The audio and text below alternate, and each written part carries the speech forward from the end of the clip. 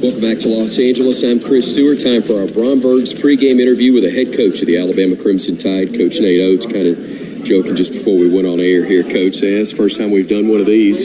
Only the second one I've done, but it's been 20 years. Very special, Coach, I know, but not just for you, but for your program as well. Yeah, it's not easy to get here. Our guys have fought. They've come through some adversity. We've handled some injuries. We've handled a lot this year, and here we are, one game away from the Final Four, which is really kind of the ultimate thing in college basketball, outside of actually winning the national championship. So 40 minutes away from something that's never been done in Alabama before. Guys seem locked in today, excited. It's going to be tough, but it's a winnable game for us. We obviously got to play better than the first time we played them, but I think we've got a little bit of an advantage, having played them earlier and lost to them. Hopefully our guys are a little bit more locked in, a lot more locked in than they were the first time. How different are these teams? And I know that's a pretty elementary question, but that's a long time ago, and especially for your group to have so much change from who and what they were back when the first matchup took place. Yeah, I mean, our defense has been significantly better through this tournament run. So we held North Carolina, top 10 offense in the country, to 0.89 points per possession in the second half on Thursday. And to put that in perspective, when we had the top three defenses in the country, we were 0.92 and a 0.93 those 2 years. So we just held the top 10 team in the country to 0.89 for 20. And Clemson's good, but we're playing significantly harder, better, more locked in on the defensive end than we were the last time we played them. You're still not 100%. Then again, you weren't in the matchup with North Carolina. How difficult is this matchup, not being at full speed, though, because all matchups I know are different? Yeah, we'd like, this is a matchup where shooting and guard play is important, and we'd obviously be much better off if we were able to have Trelly, but you don't want to put anybody's long-term health at jeopardy for one game. So, he's not cleared.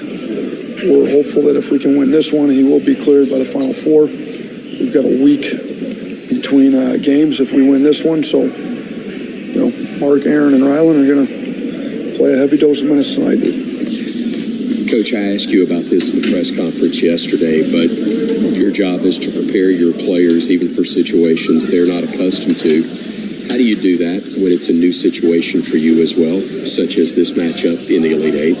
Yeah, I think you just focus on the task at hand. You treat it like you would any other game, but you pump them full of confidence. Kind of go back to, Coach Saban always talks about the process. You just do what you do. You lock in, you prepare them the same way. You don't make, it's obvious that it's a much bigger game than anything we've ever played here because we're one game away from the Final Four. And there's going to be some nerves, but I don't think you make that the point of emphasis. I've told them today's the day. Like this is, we pump them full of confidence. This is what we're here to do, but the preparation's the same. You make sure they're prepared, they're locked in, they're focused, they know the game plan, what our coverages are, how we want to attack them. Just make sure that's all handled, and that's what I'm going to coach during the game, and I think the effort's going to be there from these guys tonight. I hear Phoenix is lovely this time of year. Hope we get a chance to talk next week and just find out for ourselves. It'd be great to hang out on the West Coast. I'm good with Pacific time. I've become accustomed to it. We can do it for another week. Thank you for the time. Good luck to you today. Appreciate it, Chris. Roll Tide. Roll Tide. Coach Nate Oates with us here on our Bromberg's pregame interview. Great things are possible when you have the power, performance, and smart features of a Ford F-150, proud sponsor of the Alabama Crimson Tide. Greatness starts at your local Ford dealer. We're back right after this on the Crimson Tide Sports Network from Learfield. And here's Heather with the weather. Well, it's beautiful out there, sunny and 75, almost a little chilly in the shade. Now, let's get a read on the inside of your car. It is hot. You've only been parked a short time and it's already 99 degrees in there. Let's not leave children in the back seat while running errands. It only takes a few minutes for their body temperatures to rise, and that could be fatal. Cars get hot fast and can be deadly. Never leave a child in a car. A message from NHTSA and the Ad Council. The possibility of lung cancer can be pretty scary, especially if you're one of approximately 8 million current or former smokers at high risk. That's why SaveByTheScan.org wants you to know that now there's a breakthrough low-dose CT scan that can detect lung cancer early, and it only takes 60 seconds. You stop smoking. Now start screening. For an easy quiz to see if you're eligible, visit SaveByTheScan.org. It could save your life. SaveByTheScan.org is brought to you by the American Lung Association's Lung Force Initiative and the Ad Council.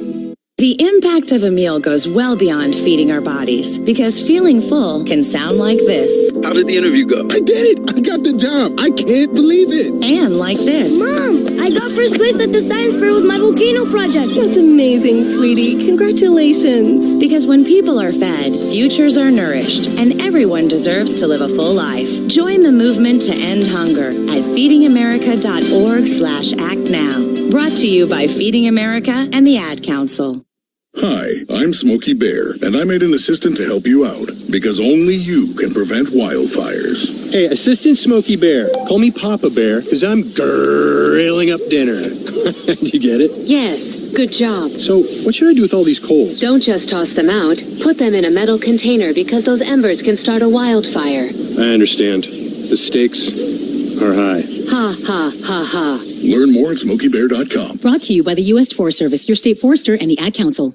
Adopt US Kids presents What to Expect When You're Expecting a Teenager. Learning the Lingo. GOAT, G-O-A-T, acronym, stands for Greatest of All Time. As in, spaghetti sandwiches for dinner? They're my fave. Dad, you're the GOAT.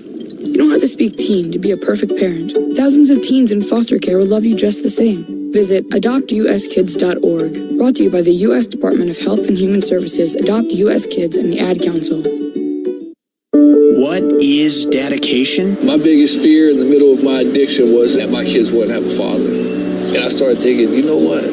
This isn't my story. I definitely had to become a better man to be a better father.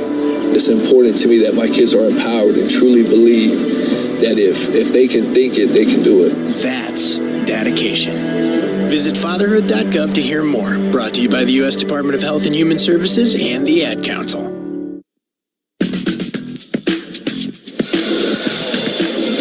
This is Tom Stipe with your Alabama Power Scoreboard Update. Alabama Power. For a better Alabama, proud to support the Crimson Tide, tracking the Elite Eight game currently in progress. East Regional Finals in Boston, top seed UConn is up big on 3 Illinois, 71-47. That game just under 3 minutes to play.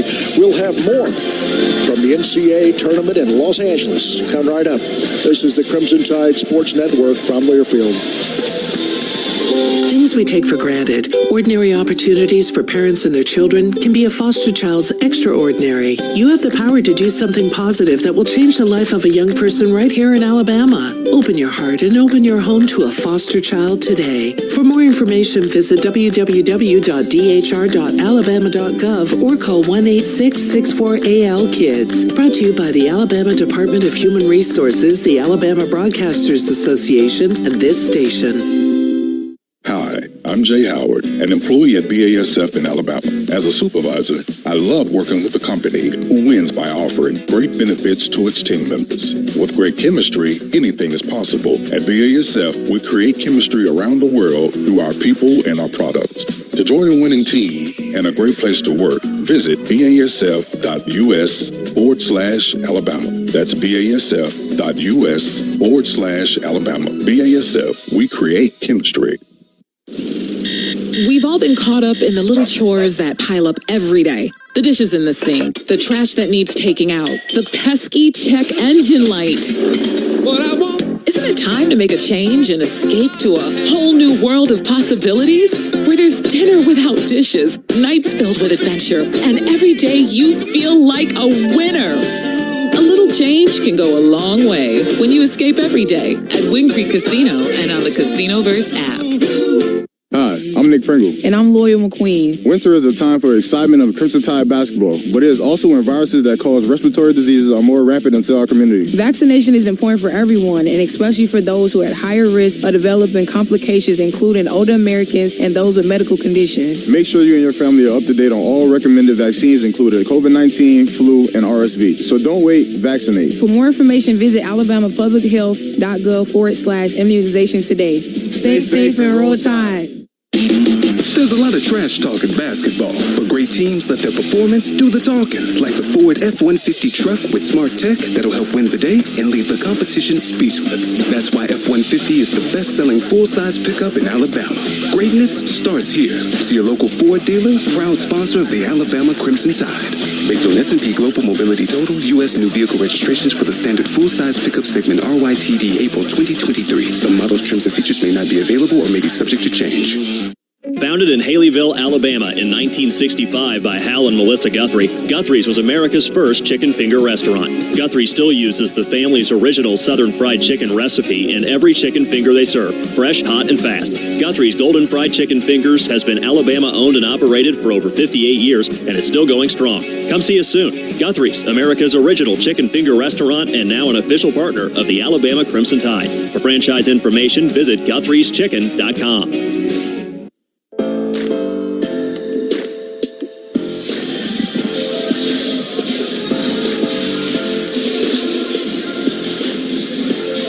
Game day at home with Chick-fil-A. Just order ahead through the Chick-fil-A app and score before the game even starts. Eat more chicken and roll Tide. We look at the little things presented by Chick-fil-A that'll help Alabama get a victory on the offensive end of the floor. I'm Chris Stewart alongside Brian Passink. BP, what's it going to take offensively for the Tide to roll into the Final Four? Well, I think you got to make a few shots. Obviously, Alabama shot it fairly well in the first matchup against Clemson, and hopefully Grant Nelson will have another big game. But anytime you get in games like this and you're down a man, especially on the perimeter, and a guy that's so important to this team, like Latrell Wright's ball security is very important, and Alabama will have a chance to avenge that loss that happened in November in Coleman Coliseum. But offensively, do what got you here. And one thing that is difficult about playing the Clemson Tigers is this is the first game of the NCAA tournament where Alabama will play a team that doesn't play their style. College of Charleston, different team, but they like to run, shoot threes. Grand Canyon, a team that wanted to get up and down. Neither of those teams are as fast as Alabama, but they want to play fast, and they were playing their game. Same could be said for North Carolina, although you had a guy in Armando Bacot that was really good in the half-court game and the low post. North Carolina is still a team that wants to push the pace. This is the first time that Alabama will play a team in the NCAA tournament that wants to slow it down. Clemson, 256th in America in pace of play. Alabama, top 5 year in and year out in pace of play in college basketball. So a contrast in styles. You're going to see Nate Oates and his assistants every time Alabama gets the ball telling his guards, push, push, push. And that's make or miss against the Tigers. It is indeed, as we take a look at those little things to help Bama win on the offensive end, once more presented by Chick-fil-A. When we come back, we'll take a look at the keys to victory presented by Ford. We'll have your starting lineups, and we'll also have a quick thought from our friend Jim Dunaway as well. Stay with us. We're back with more on the Crimson Tide Sports Network from Learfield. Hey, Bama fans. Tuscaloosa Drug Company is a proud supporter of Crimson Tide Athletics. We've been serving our community and the University Athletic Department for over a decade. There are 3 locations in the Tuscaloosa and Northport area to serve you. We understand the importance of prompt and efficient service. That's why we strive to provide service that you can rely on, where we know you by name. The next time you have a medication need, call who the Tide calls, Tuscaloosa Drug. Get ready to rev up your engines and feel the excitement at Barkley Buick GMC Cadillac. We've got the perfect ride to match your style and adventure. Visit us at our showroom at Skyland Boulevard and let our friendly team help you find the vehicle of your dreams. Barkley Buick GMC Cadillac, where hometown pride and unbeatable deals collide. Drive with passion with Barkley. Visit us today or check us out online at barclaygmc.com. Barkley makes it easy. This is your captain. We are going to be experiencing some slight turbulence. Please fasten your... Oh, hold on. Just got a video of my cat. Imagine the pilot of an airplane was as confident as you are texting and driving. Seems kind of crazy when you put it like that. Visit StopTextStopWrecks.org. A message brought to you by the National Highway Traffic Safety Administration, Project Yellow Light, and the Ad Council.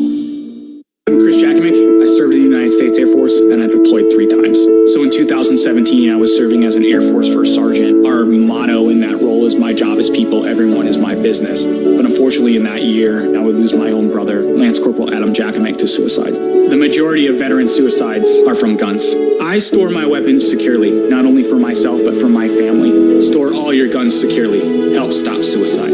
My service never stops. Brought to you by End Family Fire and the Ad Council. Babes, what are you doing? What? I'm just mowing the lawn. No, it's blazing hot and dry out here.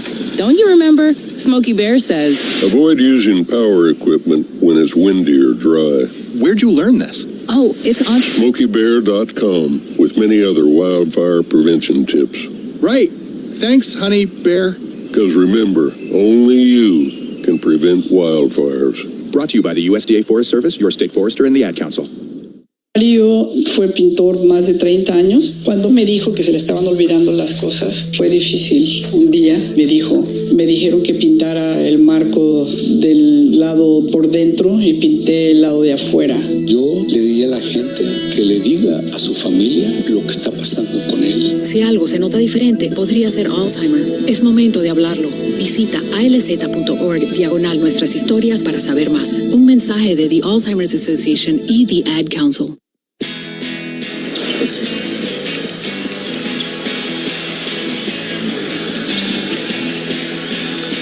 The keys to victory are presented by Ford, and you know great things happen when you have a Ford F-150 truck with impressive power and smart features. It's always a win with the F-150, proud sponsor of the Alabama Crimson Tide. And while the keys on the defensive end are presented by Ford, they are told to us by former Alabama guard and our broadcast partner for 2 decades now, Brian Passing. BP, what's it going to take defensively for Alabama to advance to a Final Four against these Clemson Tigers? Well, they're going to have to defend without fouling. Important for a lot of reasons. First of all, Alabama doesn't have depth. This is something that they have throughout the year, but because Latrell Wrightsl's unavailable, you've got Nick Pringle who's going to play in this game. We don't know how close he is to full speed. But maybe more important than that, the way Clemson shoots free throws, they're one of the best free throw shooting teams in the country, and they're physical on the offense and defensive end.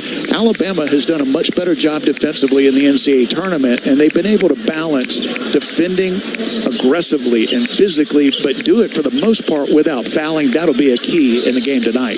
Again, those keys presented by Ford. We are pleased to welcome into our broadcast, gentlemen, that's joined us a few times here in the postseason, our friend Jim Dunaway from the Next Round, part of our CTSN crew as well. And Jim, an exciting time, historic time, only the second Elite Eight in the storied history of Alabama basketball. Your thoughts on what this moment, this opportunity means from the Alabama perspective? Sitting here soaking it all in, and other than maybe the guy to your left, Tom Stipe, I think back to the 1920s when an Alabama football team rode a train to Pasadena and won a Rose Bowl as the team from the South, and it sort of was a big watershed moment in Alabama athletics. It's a different sport, but I think today could be just as big of a moment for Alabama basketball if we can get a marquee win out west and go to the first Final Four in school history. I think years from now, 100 years from now, they'll look back to today, if everything goes right over the next 40 minutes, and talk about this day like for years Alabama football folks talked about that trip to Pasadena. I totally agree. And Brian, again, when you look at this particular matchup, Alabama-Clemson was a big game early in the year when they met, but for both of these programs, which admittedly will always be in the shadow on their own campuses of football, that's okay. Those are two coaches that understand how great having wonderful football programs can be for their respective basketball programs, but they also want to do their part in waving the banner from a championship standpoint for their teams as well. Yeah, and listen, the history doesn't matter in these next 40 minutes. Now, it is important when you look at what we'll talk about next week in the future, as Jim said, 100 years from now. And I think that's true. But Tonight, it's about these players in this moment for 40 minutes. But hey, let's talk about the history because it's really interesting. And Alabama has one of the most underrated basketball traditions in the country. And when you look at Clemson, it's interesting. Brad Brownell has been essentially on the hot seat for 10 years. He's one of the few guys that keeps getting another chance and making the most out of that chance. Here they are in the Elite Eight with a chance to go to the Final Four. And, Alabama historically has about twice as many NCAA tournament berths, twice as many Sweet 16s. Both have now been to the Elite Eight just twice. At conference championships, Alabama is historically the better basketball program than Clemson. But it doesn't matter tonight. These are two schools. Clemson in a school where they have to go up against Duke and North Carolina and the basketball blue bloods. Alabama in the SEC. Obviously football focused, but what the SEC has done in recent years, some of the best teams in the country are in the Southeastern Conference, and it's way more than just Kentucky. Actually, Kentucky's been looking up to Alabama and Tennessee and Auburn and some of the other schools in the Southeastern Conference in recent years. But this is a huge game. I think it's the biggest game in school history. When I think about the big games that some I remember, some I don't. I mean, the 76 Indiana game where Bama had a great chance to win the national championship. It was a controversial block charge call in the last few minutes of that game. Indiana goes on to win the national championship, undefeated, considered one of the greatest teams in the history of college basketball. Alabama could have, should have won that game, and very well not only would have gone on to the Final Four, but probably would have won a national championship. So you've been right there before. We go back 20 years, a different scenario with UConn. They had Ben Gordon, Mika Okafor, two lottery picks. That was a dominant team. This is huge tonight. This is an opportunity that we haven't seen in decades, maybe ever. But also, don't look at that 6th seed and punch your ticket just yet to the Final Four. This is a Clemson team that believes in themselves, and they're a team with the way they play that has given Alabama trouble, and no better example of that than what we saw in late November. Now, late November seems like several years ago now. Both teams are different. Both teams are better. And Alabama's excited about a chance to play Clemson. And listen, this isn't about getting revenge for a game in November, regular season game. Yes, you're upset you lost. This is a chance, as Jim and Chris, you've talked about, a chance to make history and get to the school's first ever Final Four. Jim Dunaway, we've been out west. You and I are from a couple of smaller towns in the state of Alabama. We went to the same college, proud alums of the University of Montevallo, but here we are in the big city of L.A. I'm not going to say we got cheated in that the biggest star we've seen is a guy we've both known forever, Taylor Hicks, but we did enjoy dinner with him last night and some other friends, but also a lot of Bama stars have been out here. I know you've captured a lot of that on the Next Round platform, but man, for Bama fans, this part of the country, it's been pretty special, including some elites, both on the hardwood and in other sports as well. Yeah, there's a ton of Alabama folks who are making it here. Some basketball folks in Mark Gottfried and Robert Ory who were at the games the other night. And there's more Crimson in the building tonight. And if Alabama's fortunate enough 40 minutes from now to get that ticket punched to Phoenix, we discussed at dinner last night, the crowd that'll be waiting in Phoenix for Alabama when we get to the football stadium to play the Final Four. There will be a football-like following out there like it's a football national championship. And I'll tell you one of the coolest things I've seen today, and I've seen 5 or 6 in the arena now decked out in gold with green, the North Dakota State Bison fans who are here. They have flown from North Dakota State to support Grant Nelson. Some of them coming in just today after what he did the other night to come show their support for the now Alabama star trying to go to the Final Four. It'll be, as they told me, big news in their state if one of their own punches a ticket to a Final Four today. We've had a couple of really good meals together. Let's do it in Phoenix next week. Sound good?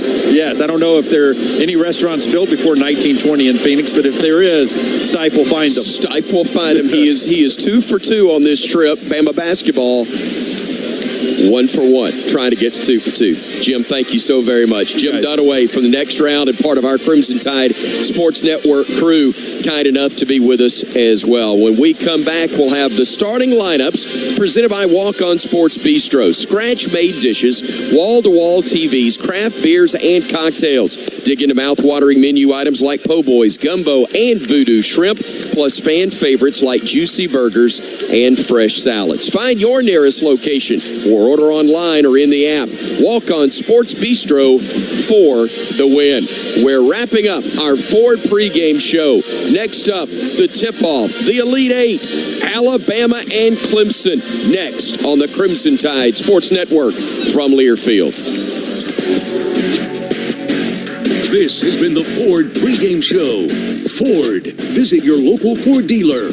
Proud sponsor of the Crimson Tide. Crimson Tide basketball is also brought to you by Texaco. Proven unbeatable mileage. Texaco with Techron. Driving performance. BASF. We create chemistry. Auto Owners Insurance. Visit RollTide.com/auto owners to partner with an independent Alabama agent. And by Guthrie's, America's original chicken finger restaurant, and now a proud partner of the Crimson Tide. Get ready, Alabama Crimson Tide basketball is next on the Crimson Tide Sports Network from Learfield.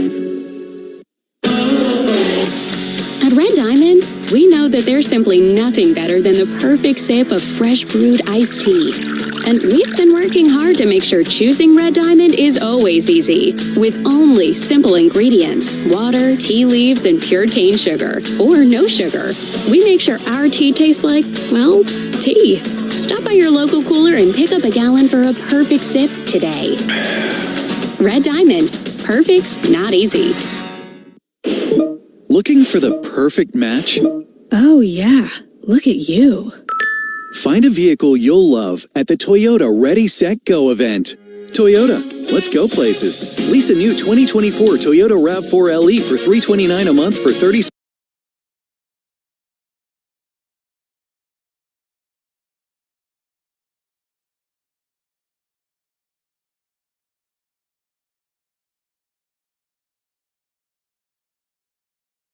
Qualified lessees with approved credit through Southeast Toyota Finance. 3628 to its signing. No security deposit with select equipment. $350 disposition fee. Excludes tax, tag, registration, title, and dealer fees. See dealer for details. On your next trip to Tuscaloosa, check out the Residence Inn Tuscaloosa. Located along the banks of the Black Warrior River, our all-suite hotel is just a short drive from the University of Alabama in downtown Tuscaloosa. Our accommodations are ideal for any traveler, whether you're staying overnight or for an extended stay. Our hotel is devoted to giving Tide fans an amazing experience from start to finish, including a free football game day shuttle for guests. At Residence Inn Tuscaloosa, it's not just a room, it's a residence, and we're proud to be a preferred hotel partner of the Crimson Tide. If you're looking for the best selection in Crimson Tide apparel, look no further than the Soup Store. The Soup Store is every Bama fan's ultimate destination for the hottest gear and accessories, with 3 great locations around campus to serve you: in Tuscaloosa on campus at the University Student Center, on the Strip in front of Bryant-Denny Stadium, and on Bryant Drive. If you can't get to Tuscaloosa, shop the Soup Store online at soupstore.ua.edu. The Soup Store is a proud partner of Alabama Athletics.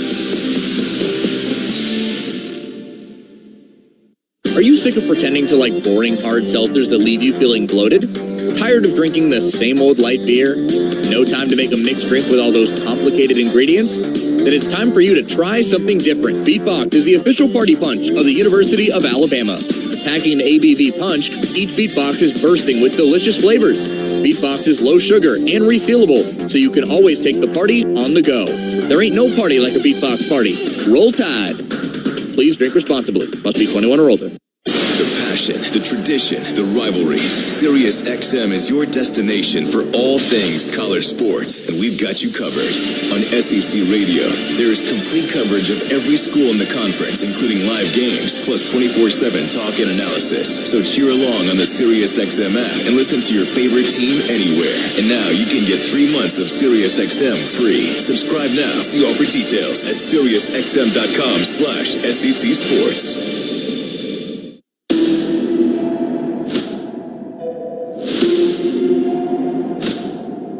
At this point in March, if you're still playing college basketball, you have undoubtedly ridden an emotional roller coaster. Terrell fires it ahead. Walters with a flush.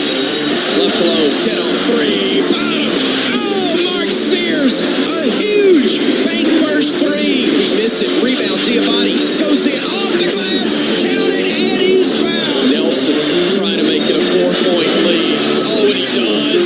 He does. He does. We lead by 4 with 7.6 to go. That is the nature of the well-worn phrase, survive and advance in March. And let's get out of here and head to L.A. as the Tide rolls to the Sweet 16. The NCAA tournament is something akin to scaling Mount Everest. The footsteps leading toward the summit become more and more treacherous, and the air becomes rarefied indeed. And a single misstep at any point in the journey can mean, well, the end of the road. It's a Sweet 16 victory. It's a berth in the Elite Eight. So now Bama stands where only one other team in school history has ever stood, gazing reverently upon the mountain's peak, college basketball's pinnacle, the Final Four, Bama and Clemson, for a shot at basketball immortality. Next. Here we go. It's time for Alabama Crimson Tide basketball on the Crimson Tide Sports Network from Learfield. Estrada, three, bottom, tie game, 75 all. He'll rise, he'll fire, he'll make the three, the bank first three. 3 seconds, 2, at 1, the win, it's gone, it's gone, it's gone. Crimson Tide basketball is brought to you by Conecuh Sausage, the official smoked sausage of the Alabama Crimson Tide. Barkley GMC, Tuscaloosa's leader. Barkley makes it easy. Chick-fil-A, it's the little things that matter at Chick-fil-A. Texaco, proven unbeatable mileage. Texaco with Techron, driving performance. And by Bud Light, easy to drink, easy to enjoy. And Alabama is going to the Elite Eight for the second time in school history. The Crimson Tide, the Clemson Tigers. This is the Elite Eight, live from Crypto.com Arena in Los Angeles. Now, turn it up. It's game time.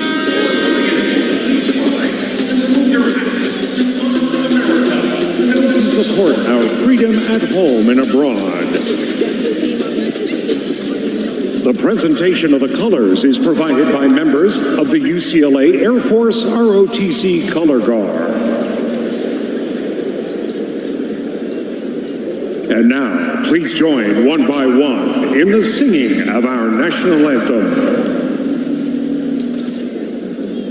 Oh, say, can you see by the dawn's early light what so proudly we hailed at the twilight's last gleaming, whose broad stripes and bright stars through the perilous fight o'er the ramparts we watched were so gallantly streaming, and the rockets rang like the bombs bursting, and proved through the night that our flag was still there. Sing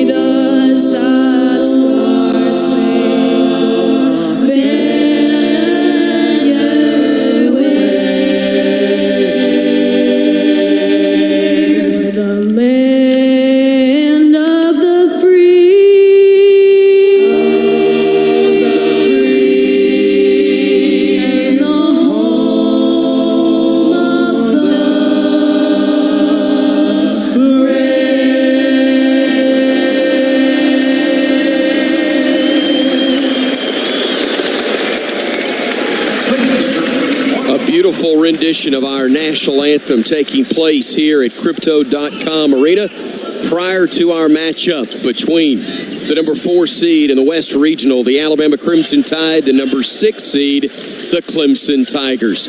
Welcome, everybody, along with Brian Passink, Tom Stipe, and our studio engineer, Jerry Kelly. I'm Chris Stewart. We're so glad to have you with us and so glad that the Tide has made its way here and into the Elite Eight for only the second time in the history of the program. Coach Nate Oates acknowledging a large throng of Crimson faithful that are here behind the Alabama bench and throughout Crypto.com Arena.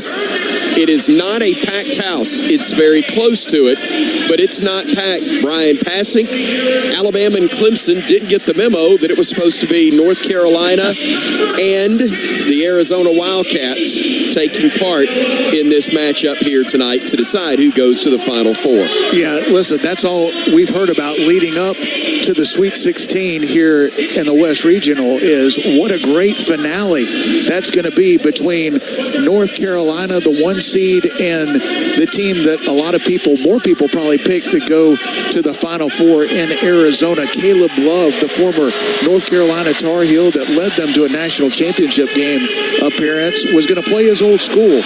Well, Clemson didn't get that memo, and of course Alabama didn't as well. Here it is, Alabama and Clemson, and boy, there's a lot of excitement, a lot of nerves, and this one as big as it gets with a berth going to the Final Four on the line. It is indeed huge. It is not unprecedented, but it is only the second time it's occurred for Alabama. But the same can be said for Clemson. Let me ask you this. Does the tempo and the pace will go a large way towards determining, I think, the outcome of this game? Even if Alabama struggles on the offensive end early, if they're able to dominate the pace and force Clemson to play at the speed Alabama wants, long term, that's going to be very, very good for the Tide, isn't it? Regardless of what things may look like early on the scoreboard. Yeah, Alabama, for the most part, they've been able to impose their will when it comes to pace of play. Now, it's been a long time since Alabama has played a team that wants to slow it down like the Clemson Tigers. When the draw came out, you felt like, okay, you get an opponent in College of Charleston that, okay, you should beat. It's a 4-13. Typically, the 4 beats the 13. Not always the case, but it was for Alabama over Charleston. But those teams, although Charleston was dangerous, they play the same style. You thought, well, you might get St. Mary's out of the West Coast Conference, one of the slower-paced teams in the country. Grand Canyon was the better team. I wanted to take my chances with St. Mary's when I saw that game because I thought Grand Canyon was capable of making a run to a Sweet 16, if not further, despite what their record said and despite what their seeding was. But Alabama, I guess, fortunate in that they played another team that wanted to get up and down. And if you're going to play a number 1 seed, for Alabama, it was North Carolina. No number 1 seed is easy. That's why they got that top 4 national ranking and with a chance to go to the Final Four. But it, again, a team that wants to push pace. And for the first time in the tournament, Alabama will play a team in Clemson that is really physical but wants to slow it down. They would love a game in the 50s. Nate Oates would love it in the 90s or to cross the century mark where Alabama has been there already 10 times this season. But another key, as we talked about, is not only pace of play, but it is playing really physical and tough and hard and aggressive on the defensive end, but to do it without fouling because this Clemson team is one of the best free throw shooting teams in America. Now, Alabama shoots it really well from the line is also, but this is an Alabama team that isn't quite as deep as it was earlier in the season, but they're playing much better defensively, and Nate Oates has said it. If you can get better defensively, he wasn't asking late in the season to be a top 10 defense, but you can't be a top 30, top 40 defense, and that's where they are right now. And they've had 3 of their best defensive performances in the NCAA tournament. That couldn't come at a better time, and they're going to be tested, but in a different way here tonight against a Clemson team who wants to go inside. They can do it inside and out with P.J. Hall. He's very capable of getting it going from the three-point line, but he can go inside at 6'10", 6'11". He is really good on the low block. He can pull you out and shoot the three. And Chase Hunter, a veteran senior, had 15 in the matchup in Tuscaloosa, and a guy that has a really good mid-range, can take it to the basket, can play inside and out at the point guard position. And Joe Girard, the transfer from Syracuse, one of the best shooters in this tournament, did not shoot the ball well against Arizona, and they were still able to win, but he did shoot it well in Tuscaloosa, and he has throughout the season. He's a guy that's gotten much better on the defensive end, and Brad Brownell, he hangs his hat on the defensive end. That's where Clemson has been at their best in his 14 years at Clemson, and that'll be the focus for them, of getting back and limiting Alabama's transition opportunities. But I think you're going to see the Tigers slow it down, walk it up. Now, they'll take opportunities if Alabama turns it over. They like to pick their spots in transition. They did that in Tuscaloosa. Alabama's got to take care of the ball. They've had some games this year where Alabama struggled. It's come for 2 reasons. It's come on the defensive end, and turnovers leading to open floor opportunities for the opponent. Brian, we have seen this Alabama team do some amazing things under Nate Oates. 3 Sweet 16s in 4 years, only the second Elite 8 in program history. But really history made last year when he took the Tide to the #1 national seed in the NCAA tournament for the only time in program history. Amazing that we could be looking at a completely new roster 12 months later and a brand new coaching staff with him that takes this team and this program to its first ever Final Four as well. Well, I remember our discussion in the postgame after the San Diego State loss. That was a tough one. Alabama, #1 seed, #1 overall seed. A lot of people picked the Crimson Tide to not only go to the Final Four, but win the national championship. You run into a San Diego State team that played great, and they were on a run, and the style was not a great one for Alabama. And I remember talking in the postgame, and one thing that we both agreed on is that hurt. That was a tough loss. But Alabama, under Nate Oates, has put themselves in a position where it's going to happen. Might happen this year, might happen next year. And I'll say the same thing. We're close. 40 minutes away. You got a winnable game against a team in Clemson. They'll say the same thing. This is a winnable game, an Elite 8 game for both teams. But if you put yourself in position enough, eventually it's going to happen. Man, I hope it's tonight.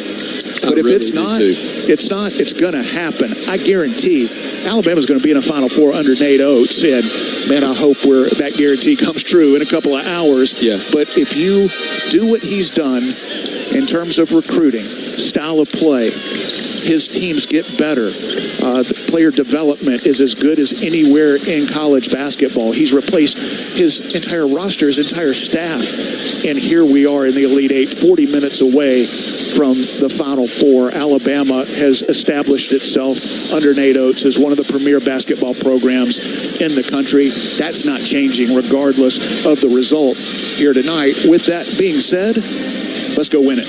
I am all in favor of that. It's a veteran crew that is working our game this evening, as Brian Dorsey will be one of the officials, along with Keith Kimball and James Breeding, also working this matchup as well between the Tide and the Tigers here in Los Angeles, California.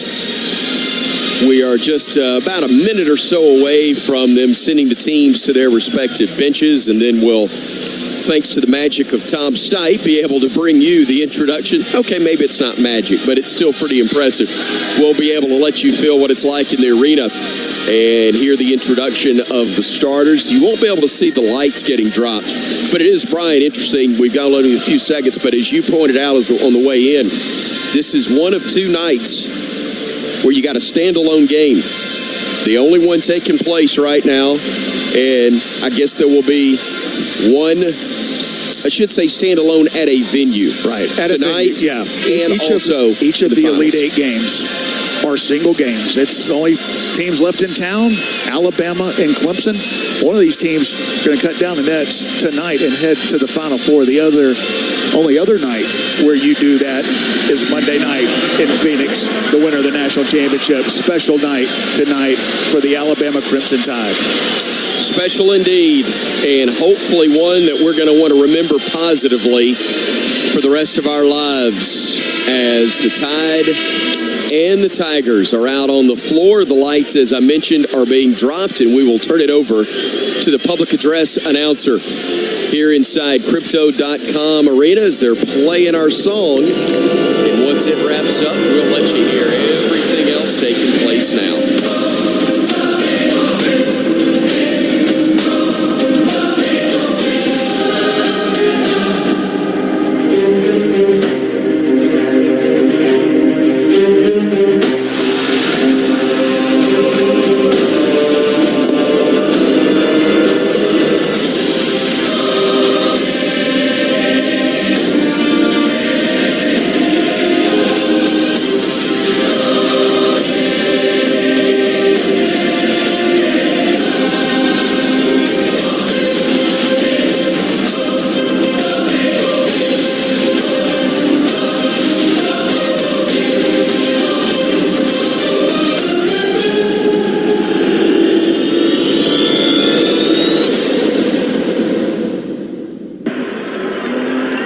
College basketball fans, good evening and welcome to the 2024 NCAA Division I Men's Basketball West Regional Final. Tonight's game features the Clemson Tigers versus the Alabama Crimson Tide.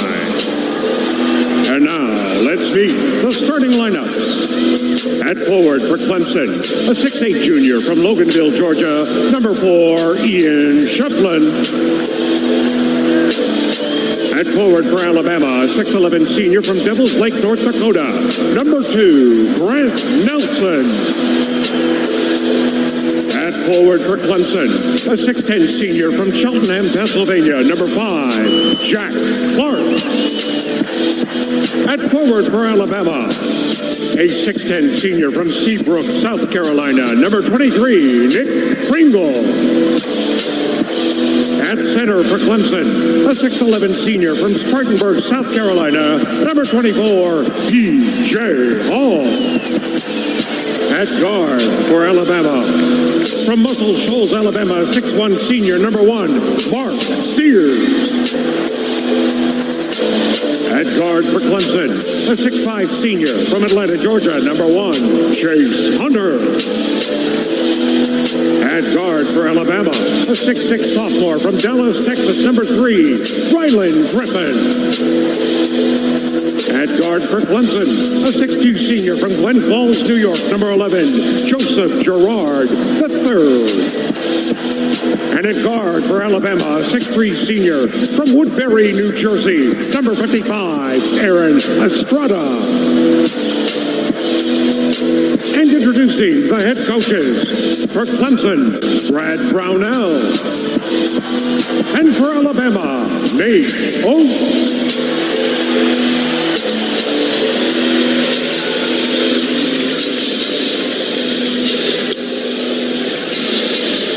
You know, I get locked in, I start watching, and then I remember you're working. Start talking, son. Alabama taking on Clemson with a spot in the Final Four on the line. Not just a broadcaster, an alum of Alabama basketball.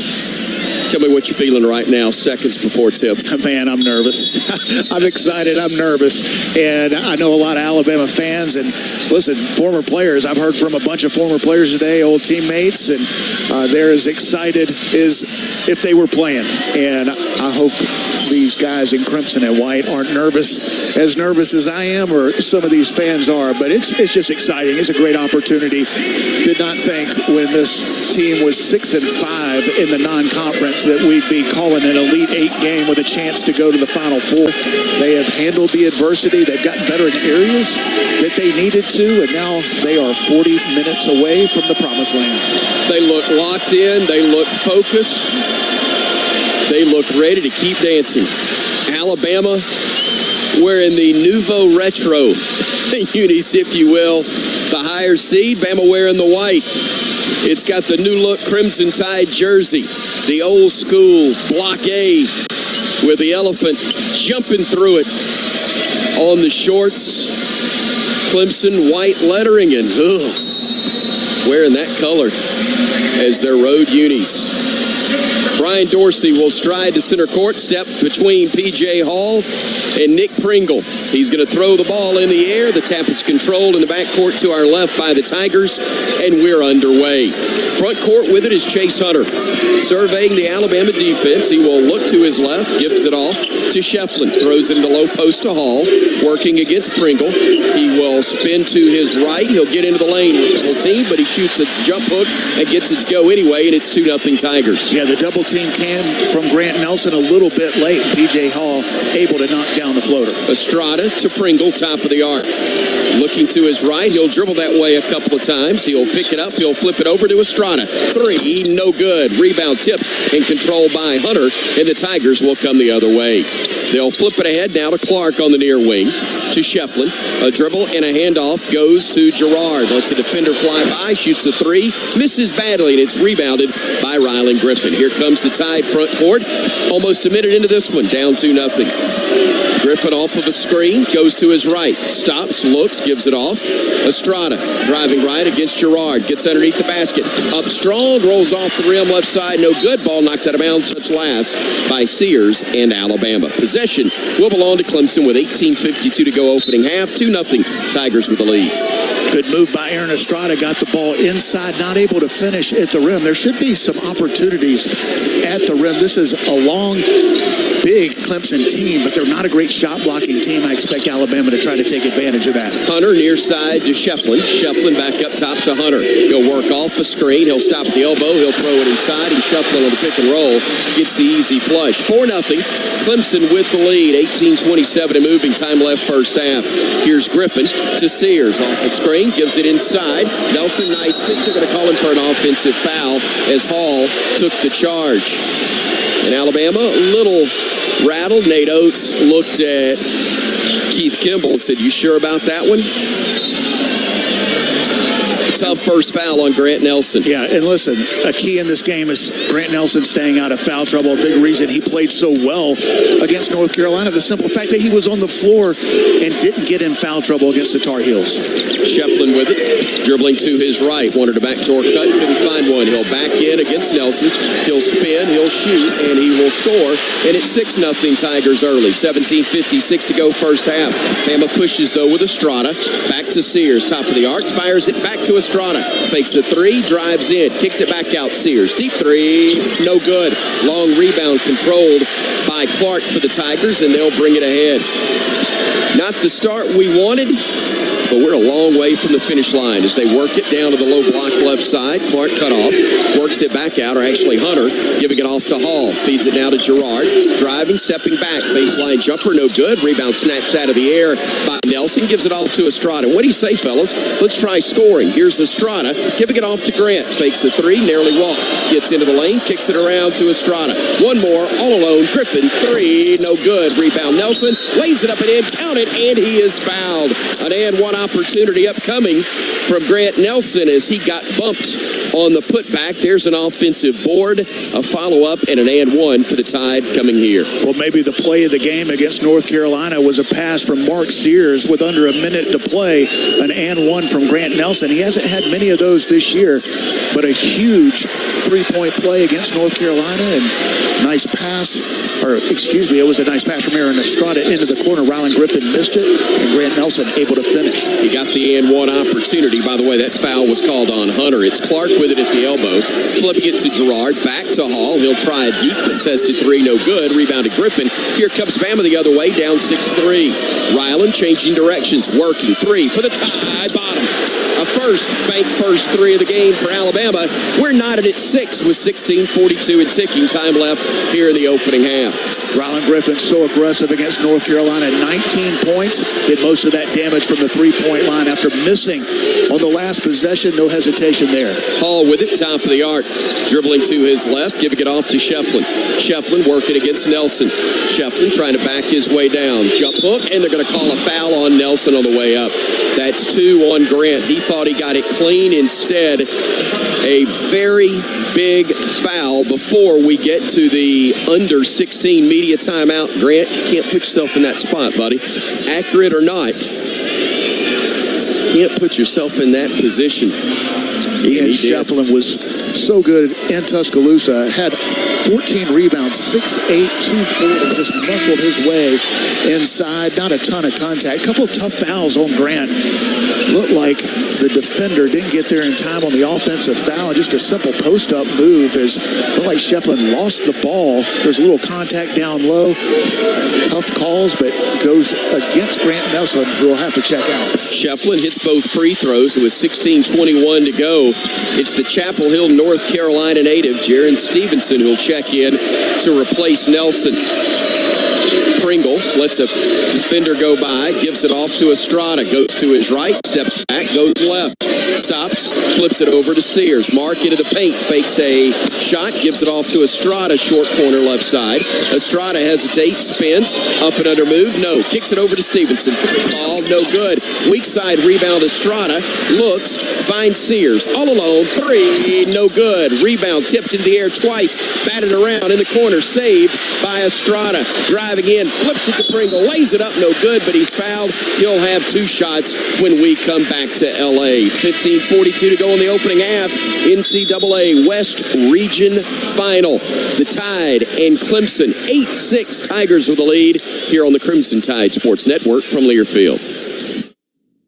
Here at Payless Drugs, we continue to be just what the doctor ordered. We know getting the medicine you need is especially important during these unique times. And for your safety and convenience, we offer a drive-through at every location. Plus, we have prescription delivery and contactless pickup at all locations. Now's the time to take care of your immunization needs. Stop by any of our convenient locations today. Just what the doctor ordered.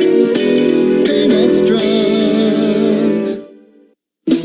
Makes it easy. Get ready to rev up your engines and feel the excitement at Barkley Buick GMC Cadillac. We've got the perfect ride to match your style and adventure. Visit us at our showroom at Skyland Boulevard and let our friendly team help you find the vehicle of your dreams. Barkley Buick GMC Cadillac, where hometown pride and unbeatable deals collide. Drive with passion with Barkley. Visit us today or check us out online at barclaygmc.com. Barkley makes it easy.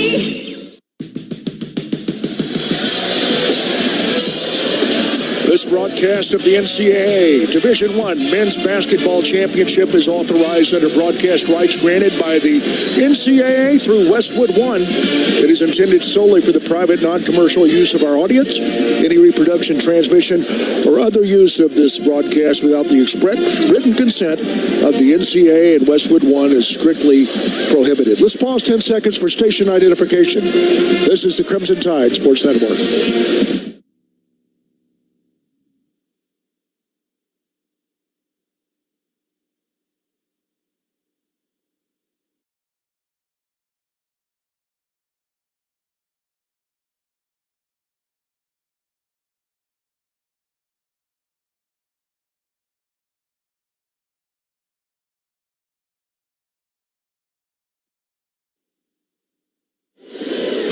First timeout, first half. Bama's down 2, 8-6, 15:42 to go in the first half against Clemson in the NCAA tournament. BP, we really need some big minutes from number 15. Yeah, really, the one guy you can't afford to have in foul trouble is Grant Nelson. And we talked about it after the game. We thought he picked up his third foul early in the second half against North Carolina. Nate Oates had a player ready to check in, but it wasn't against him. And what happened? He took over that game. So for him to get 2 fouls, and none of which were tough calls against Grant Nelson. That happens in the NCAA tournament. You got to weather the storm. You got to overcome adversity. And right now, Alabama facing some adversity with one of its most important players on the bench with 2 fouls. And I think the other guys, you can play with 2 fouls. And not that he won't play Grant. I think he'll come back in the game here in the first half with 15:42 to play. But because of the style of Clemson and the fact that they're going to pound the ball inside to whoever Grant is guarding, that's going to be difficult for him when he comes back in this game because Brad Brownell is going to go right at him. Nick Pringle shooting the first of 2 for the Crimson Tide. South Carolina native. Can't get the first one to go. Nick from Seabrook, South Carolina, went to Dodge City Community College in Kansas before making his way to the University of Alabama last year. Second free throw is due. It's up, and that one's perfect. So it's 8-7.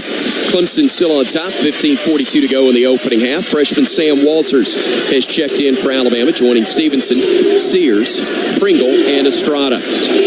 Tigers work at far side. Dylan Hunter up top to Hall. He will hand it off to Clark on the near side. He'll drive, cut off on the baseline, kicks it back to Hall.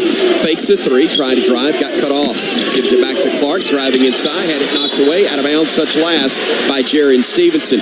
Brian, he struggled against his hometown team in UNC 2 days ago. I really expect him to play well, though, tonight. Yeah, he did a good job on the defensive end, struggled offensively, and he's going to need to do a good job here tonight with Grant Nelson on the bench in foul trouble. Nice job defensively by Mark Sears, helping recover. Ultimately, Jaron Stevenson knocks it out of bounds, but 8 seconds on the shot clock. Dylan Hunter to inbound it for the Tigers. Gets it in at the elbow to Wiggins. He'll pull up from 15. Boy, that's a brick. Caught after it clanged off the backboard by Estrada. He'll bring it front court. He'll cross over. He'll stop at the elbow. He'll go to his left. He'll feed it inside to Pringle. Lays it up with the left hand, too strong. Crashing the boards was Stevenson, but the ball gets knocked around, and it's picked up by Clemson. They get it into the front court. Hall with it. Pivots, looks, feeds it down low to Shefflin. Kicks it back into the corner. The 3 is up. It's no good. Ball's tipped around again. Claimed by Estrada once more. Here comes the Tide. Front court with it to Sears. Sears going to his left. Floats to the wing. Picks it up. Needs help. Looks to his left. Pivots. And we'll give it to Estrada. 18 on the shot clock. 14:37 to play in the half. Estrada feeds it inside. Nice catch. Stevenson, the layup is good. Got bumped. No whistle, but he was able to play through the contact. Get the bucket to go, and Bama has the 9-8 lead, their first of the night. Alabama's getting the looks they wanted. Just missed one on the previous possession. A wide open layup from Nick Pringle. Inside, P.J. Hall posting up on Sears. Double team with Walters. Now Walters drops off, so Hall will spin, shoot a baseline jumper, and get it to go. A tough one from 15 feet plus. That's a great shot by P.J. Hall, one of the best players in the ACC. Here comes Estrada the other way for Bama. Fires a pass to the cutter. Stevenson missed the layup, but Pringle had a point-blank look and couldn't get it to go. Wow, caught it, missed the wide-open layup. That is 2 wide-open layups that Nick Pringle has missed here in the early going. Just go dunk it on him, Nick. Here comes Wiggins the other way for the Tigers. 10-9. Clemson with the lead. They fire it down low. Nice catch in traffic by Shefflin. He lays it up and in for 2. Bama let him get it too close. And the Tigers lead it by 3. 13:34 and moving. Time left. First half here in Los Angeles. Bama and Clemson playing way out west to get to the Final Four. Stevenson inside. Great feed from Sears. He got the flush, and Bama's back to within 1. Nice patience from Mark Sears. The double team kind of came, and when it did, Clemson player made one wrong step. Mark Sears makes him pay with the easy dunk from Stevenson. Hall will throw it down low. Shefflin spinning, shooting, and missing. Rebounded by Walters. And Bama comes the other way. Stevenson Clemson some good defense inside early against Shefflin. Now Estrada the other way, going to his left, getting underneath the basket, feeding it off to Stevenson in the corner. He'll flip it to Sears. All alone, three, short. It rolls around, falls off, and the ball is going to be deflected. Then Estrada, trying to get it back, reaches across the body of Chase Hunter and commits the foul. Quite a pace, but not a ton of scoring. 12-11. Alabama trailing Clemson with 12:49 to go in the first half. We will see Pringle check out along with Stevenson and Estrada. In will be Muhammad Wagi. Also, we've got Mo Diabate, Rylan Griffin joining Sears and Walters on the floor.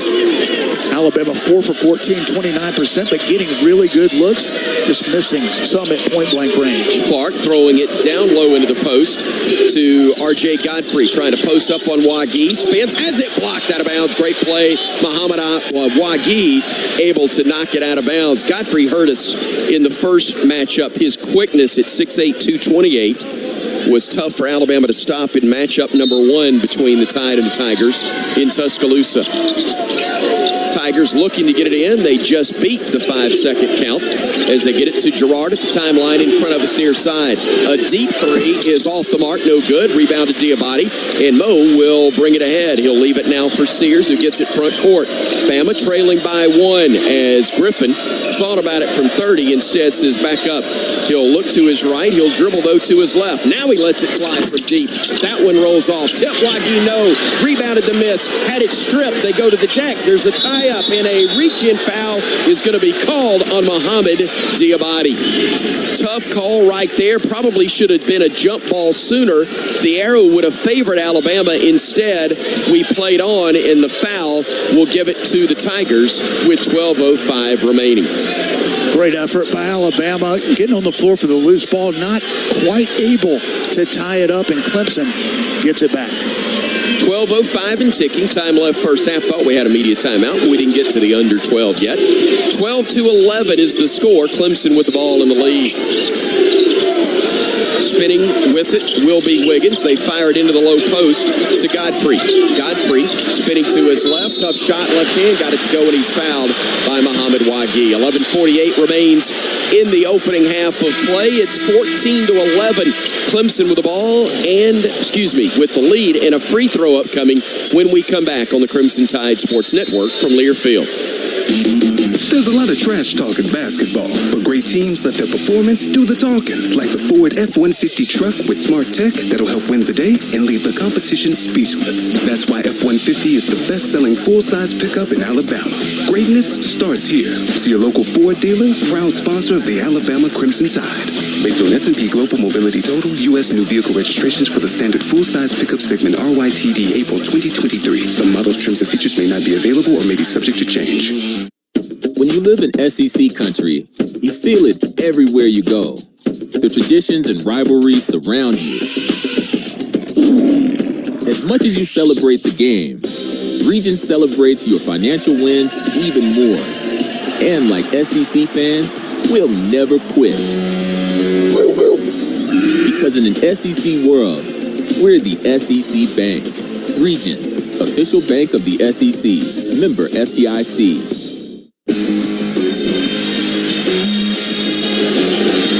Bama's down 3, 14-11, 11:48 to go in the first half against Clemson. Elite 8, Final 4 on the line. Keep up with everything Alabama with the Alabama Crimson Tide mobile app presented by Cadence Bank. Download it now for free at the App Store and Google Play.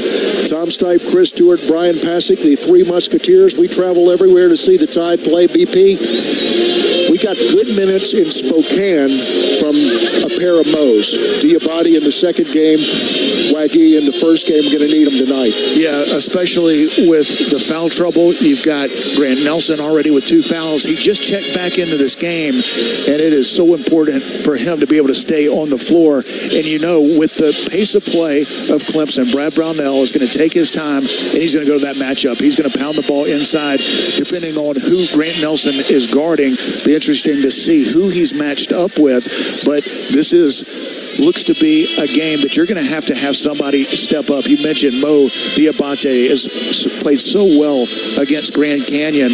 Only played 12 minutes, but without him, Alabama doesn't win that game. And you're going to need Mo Wagee in this game because Nick Pringle isn't 100%. He's given it a go. He's missed a couple layups. Now, he's moving around, but when you have an injury, that can take your focus away, and he hasn't had that focus, not been able to finish at the rim. And one of the keys we talked about in this one is not just foul trouble, but you don't want to send the Clemson Tigers to the line. Top 10 in America in free throw percentage. They're just a couple away from the bonus with just under 12 minutes to play. Playing with 2 fouls and 11:48 remaining in the half.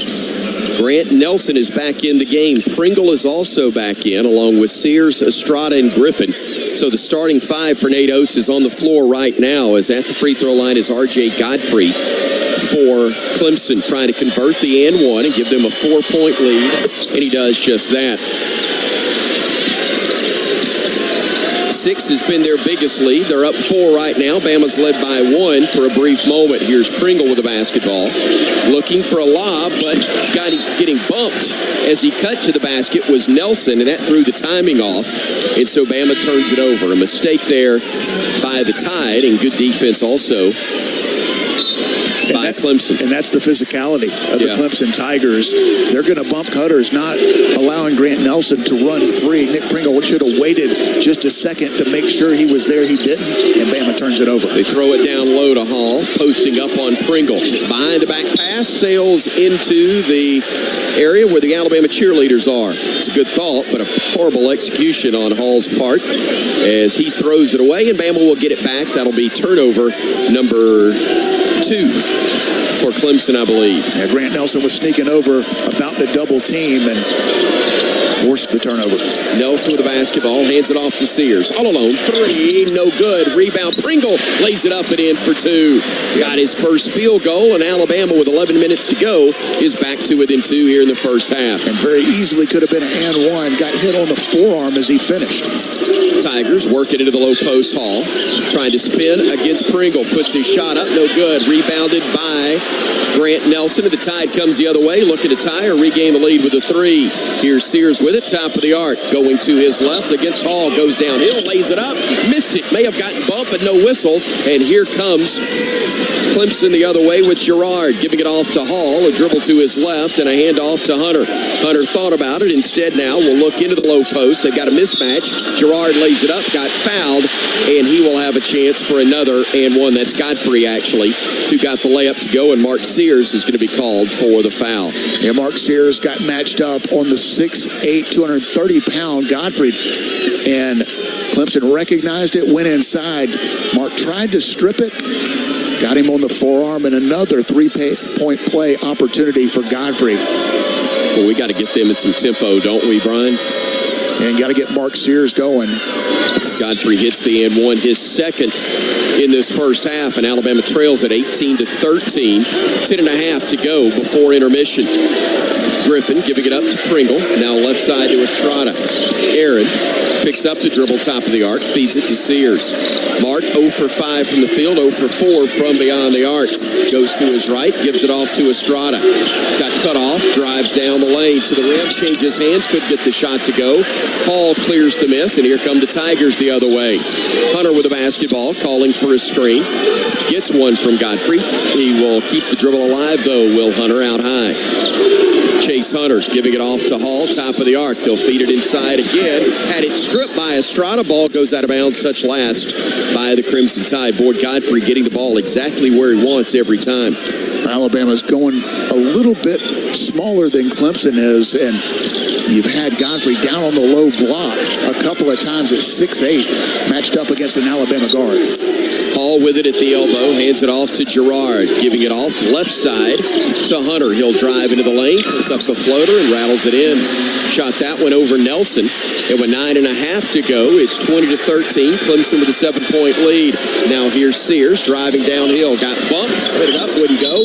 Rebound Pringle, and then a foul's going to be called on the Tigers. Boy, Mark Sears is getting clubbed inside, and that's the guy we want to either score or get fouled so we can get him to the free throw line. And that's a couple of times. He's taking it strong, taking a lot of contact. Talking to the officials right now, feeling like he's getting bumped on his way to the basket and finishing, but unfortunately, no calls.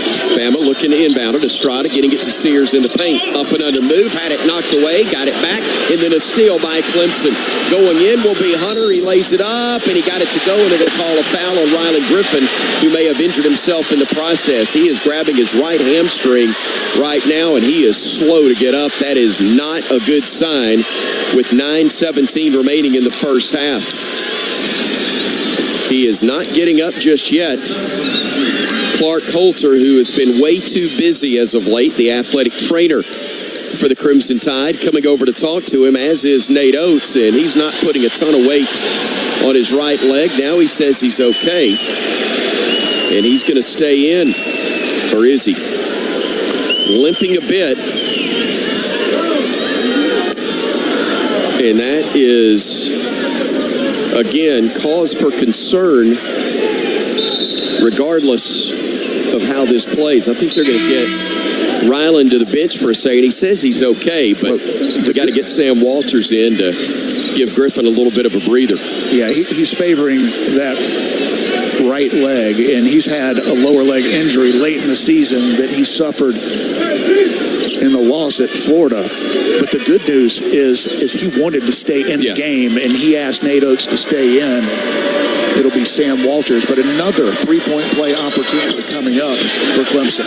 Hunter hits that one, and the Tigers lead at 23-13. 9:15 and ticking. Time left here in the opening half. Clemson faithful behind their bench making a lot of noise as Estrada has it on the left wing, gives it up to Sears. We got a whistle away from the basketball. A foul is going to be called on the Tigers. It's going to be a hold on R.J. Godfrey, and that will be team foul number 5 on the Tigers. 7 have been whistled on Alabama so far in this half.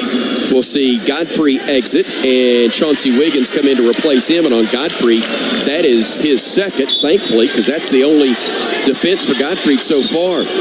It's the whistle. Sears with it in the corner, right in front of the Clemson bench. He'll drive to his left, got cut off, changes direction, gets underneath, kicks it to the corner. Stevenson, boy, that was well out of his hands and nowhere near the mark. I don't know if it slipped. I hope it did, because that one ballooned right out of his hands.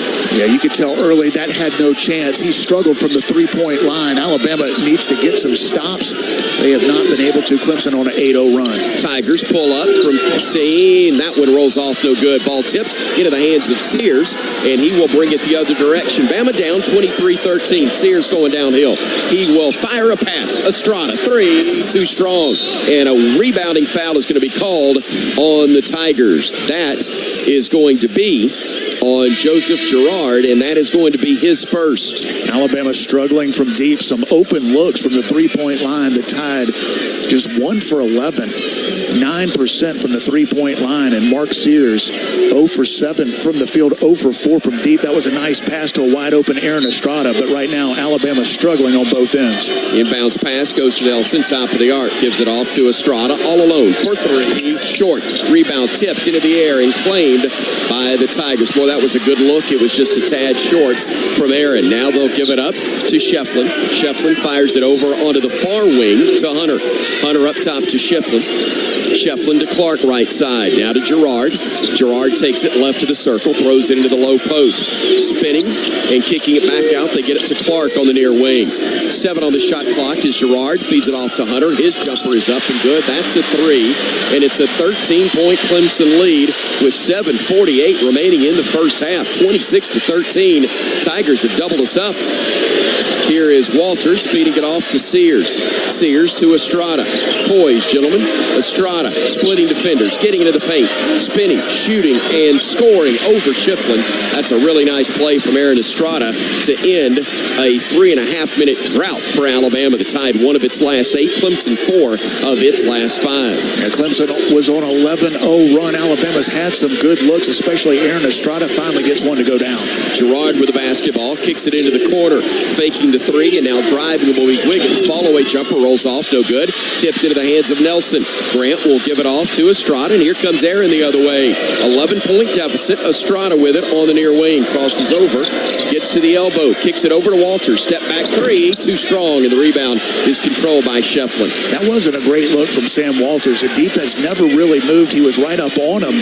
That was from deep, and Alabama misses another one. 1 for 13 from the three-point line. Dylan Hunter with a basketball for the Tigers.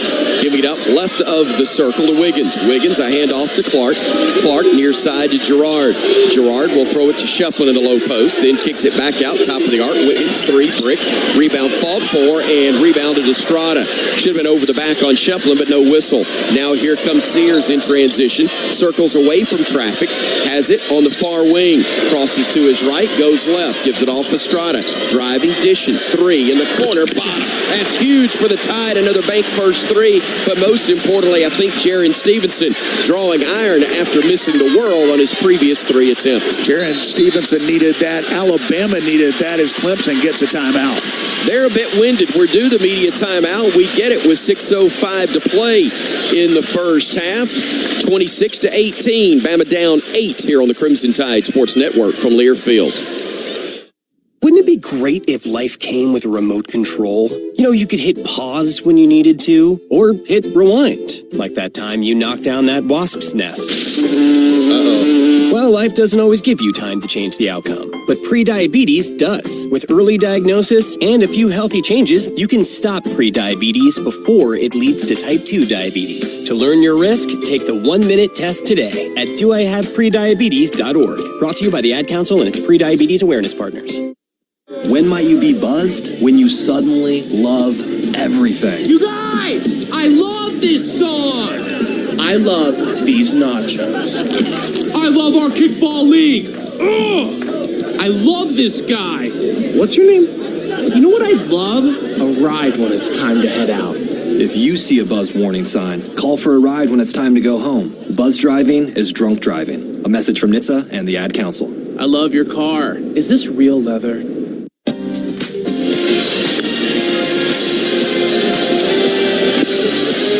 6 minutes, 5 seconds to go. First half, Los Angeles. Bama trails Clemson 26-18. Brian Pasick, Jaron Stevenson, and Alabama needed to see a bank first three go down. We just saw it. Yeah, and listen, Clemson has been really good in the NCAA tournament defending the three. They're holding opponents to 18% from deep. Right now, Alabama below that, 14% on 2 for 14 from the three-point line. And listen, some of them have been tough, but Bama's getting some open looks. Got to get Mark Sears going as well. He's 0 for 7 from the field, 0 for 4 from the three-point line. And the physicality of Clemson getting to him, he's been looking to the official, and understandably so, because there's been a lot of contact when he drives, hasn't gotten the call. And Alabama with some point-blank looks early, missed a couple of layups, and the physicality and the defensive intensity of Clemson right now, the big reason why they're up. 14% from three, 2 of 14. Brian told you 7 of 28 overall from the field, 25%, but Clemson's 5 of 5 from the free throw line, Bama 2 of 3, and while they've only made 1 of 6 from beyond the arc, they are 10 of 23 overall from the field. The rebounding numbers do favor Alabama 21-13, and BP, that is a good sign. The problem is we got too many misses right now. They have outscored Bama in the paint also, though, 14-10. Yeah, Alabama's done a good job on the backboard, but with Grant Nelson in foul trouble, he went out of this game very early with 2 fouls. Can't afford to have him in foul trouble. Nick Pringle not at 100%. He's missed some open looks right at the rim. Great to see Jaron Stevenson finally hit a shot here in Los Angeles, but got to get Mark Sears going. Alabama had so much balance on the offensive end against North Carolina, and right now Clemson's defense really frustrating the Tide. Pringle and Stevenson along with Griffin Sears and Estrada. Clemson with the basketball up by 8. Hall will try a 3. Near side, no good. Rebound tipped into the hands of Griffin. Ryland will push it. Doesn't have numbers. He'll let a trailer catch up. He'll swing it all the way left side. Estrada catching 2-3. Bottom. Another bank first 3 for the Crimson Tide. Aaron Estrada in rhythm on the nice find from Ryland. Griffin and Bama's back in it, down just 5. Alabama was struggling from deep, was 1 for 13, and now back-to-back from the three-point line. Gerard thought about a 3, then we'll give it off to Hall. Hands it back to Gerard out high.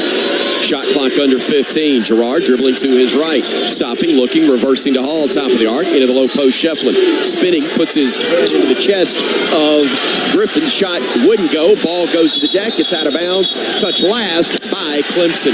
And I said Griffin, excuse me, it was Jaron Stevenson who did a great job on the veteran Shefflin.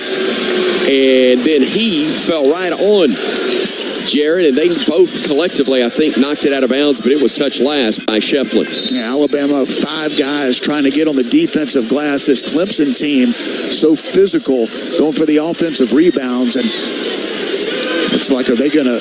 It's a media timeout. Okay. We get 5 in the first half as opposed to the usual 4 in the regular season. And that's why everybody was looking at each other right there going, huh? Yep, that's the other media timeout. 5:13 is the time left here in this first half of play. Momentum favoring the Tide, but the scoreboard still favors Clemson, 26-21 on the Crimson Tide Sports Network from Learfield. When the game goes into overtime. But the game goes into overtime.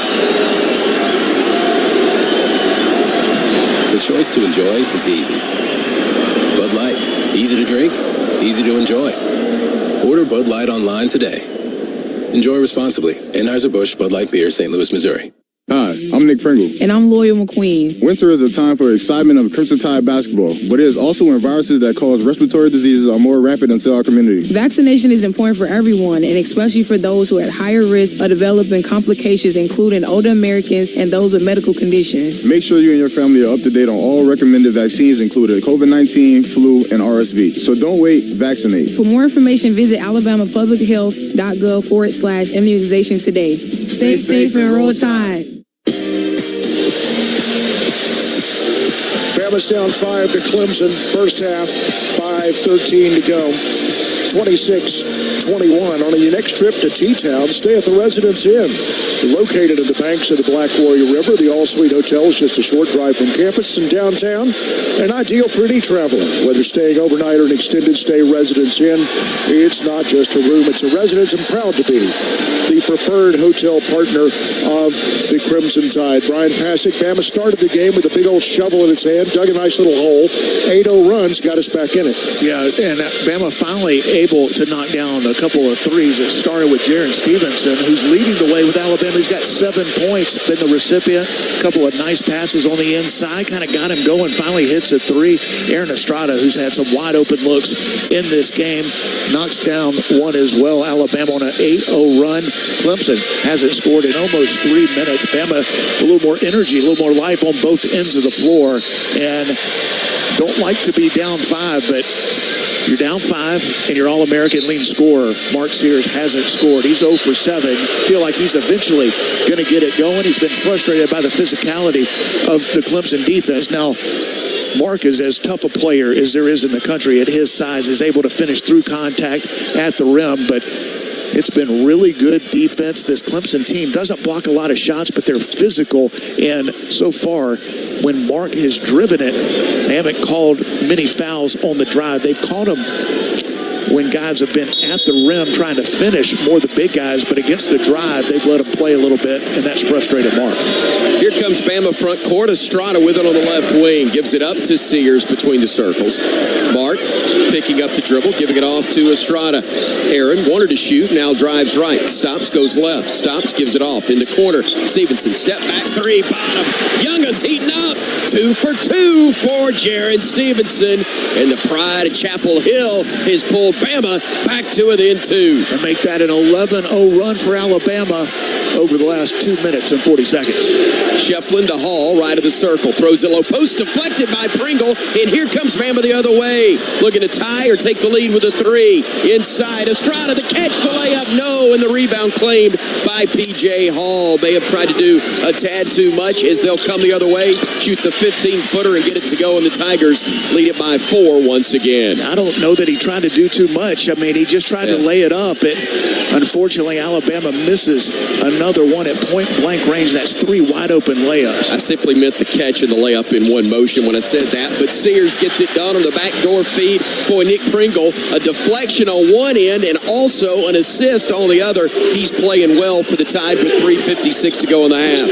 Here's Gerard throwing it inside Hall. Stripped away, nearly stolen by Sears. Then Hall reaches in to force a tie-up. And the arrow will favor Alabama when we come out of yet another media timeout. Brian Passing, finish your thought from a moment ago. Well, and it's good to see Mark Sears finally get on the scoreboard. The easy lay-in, the nice pass inside. He's had a struggle here in the early going. Maybe that'll get him going. Bama just down 2, 3:51 to play in the first half on a 13-2 run in just over 3.5 minutes for the Crimson Tide. 28-26, as Brian told you. Tigers still with a lead, but Olmo wearing crimson right now here on the Crimson Tide Sports Network from Learfield. Do you say roll tide instead of hello? See elephants in the clouds? Never wear blue and orange together? If so, there's no better way to show your Crimson Tide pride than with the University of Alabama Regions Visa debit card and prepaid Regions Now card. As passionate as you are about Bama, Regions is even more passionate about celebrating your every financial win and helping you plan for the next one. To order your card, visit regions.com/GoBama. Regions, official bank of the SEC. Member FDIC. Terms, conditions, and fees apply. Hi, I'm Jay Howard, an employee at BASF in Alabama. As a supervisor, I love working with a company who wins by offering great benefits to its team members. With great chemistry, anything is possible. At BASF, we create chemistry around the world through our people and our products. To join a winning team and a great place to work, visit BASF.US/Alabama. That's BASF.US/Alabama. BASF, we create chemistry.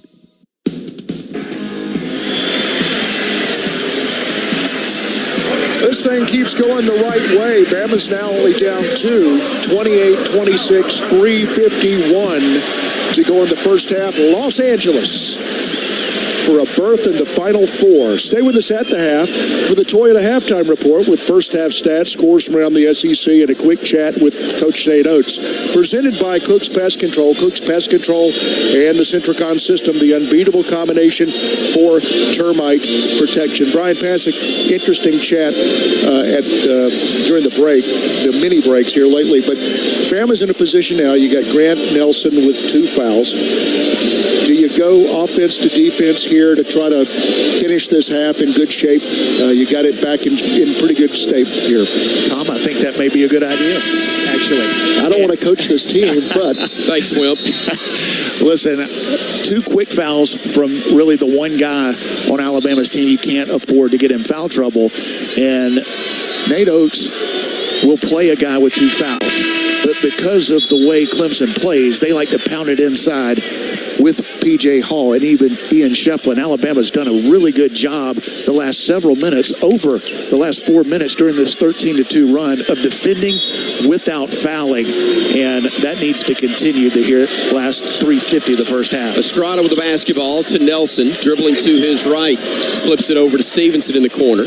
Stevenson facing the basket. Drives baseline, and a reach is going to be called on Hunter.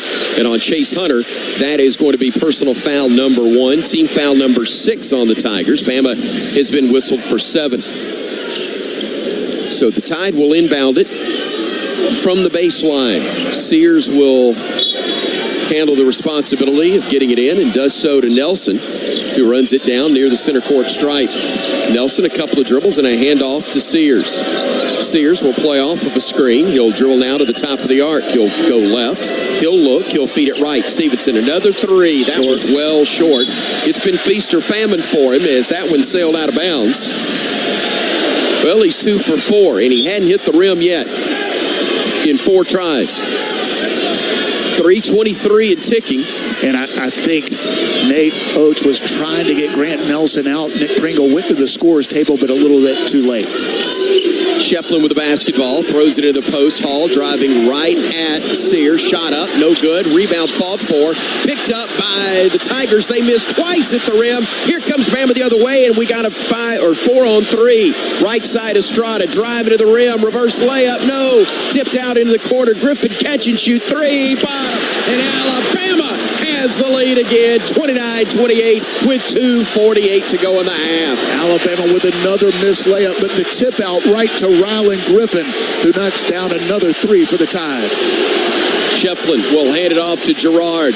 Launches a 3. That's no good. Rebounded Sears. We got him right here if we push. Here we go. Sears down the left side. Sears looking, rising, firing, misses on the 3. And a rebounding foul is going to be called on the Tigers. Jack Clark over the back of Grant Nelson, and that will send a very good shooter to the line with 1 plus the bonus and 2:26 remaining in this first half. Mark Sears with an open look from the three-point line. Bama starting to heat up. 16-2 run over the last 5 minutes. Grant Nelson, a little bit of an acting job. He got pushed in the back, but let the officials know it. We're in Hollywood. What's he supposed to do? Exactly what he did, and he'll go to the line for a 1-and-1. Nelson hits the front end of the 1-and-1. And he'll have another one upcoming. The Devils Lake native. Can't get the second one to go, and Shefflin, who is beat red right now, claims the rebound for the Tigers. They do not want to push the pace. They cannot run with Alabama. Hall will hand it off. Hunter dropped it, got it back. Hunter working to his right will rise and fire from 3. It's no good. Rebound tipped twice into the air. Hall got away with a push. A shot blocked by Nelson, but an offensive foul as Jaron Stevenson takes the charge from P.J. Hall. After the push-off of P.J. Hall against Grant Nelson, no call, but Jaron Stevenson, who's played so well here in the first half, able to set his feet, take the charge. Grant Nelson will check out, but what a play defensively by the freshman. Hall guilty of his second. Nelson on the bench right now with 2, and 2 minutes 4 seconds remain. And with Hall on the bench, Nate Oates can afford to keep Grant Nelson on the bench and probably for the remainder of the half unless there's one offensive possession late. Here's Sears with the basketball, surveying the floor, goes to the top of the arc, steps back, deep 3 from dead on, and it's bottom. Oh, he's heating up. Mark Christopher Sears, his first, bank first 3, and the Tide can feel it now, up 5 with 1:38 to go in the half. Tigers throw it inside. Shefflin working against Pringle.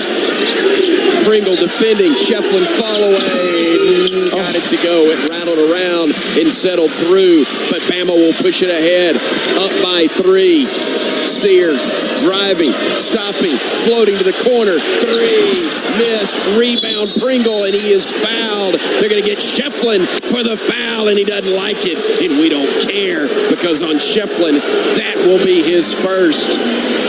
Mark Sears with the missed 3. He's been so good the last few minutes of this game. Even after that made shot by Shefflin, a 20-4 run for Alabama. The Crimson Tide getting it done on both ends of the floor, getting on the backboard as they have throughout the first half.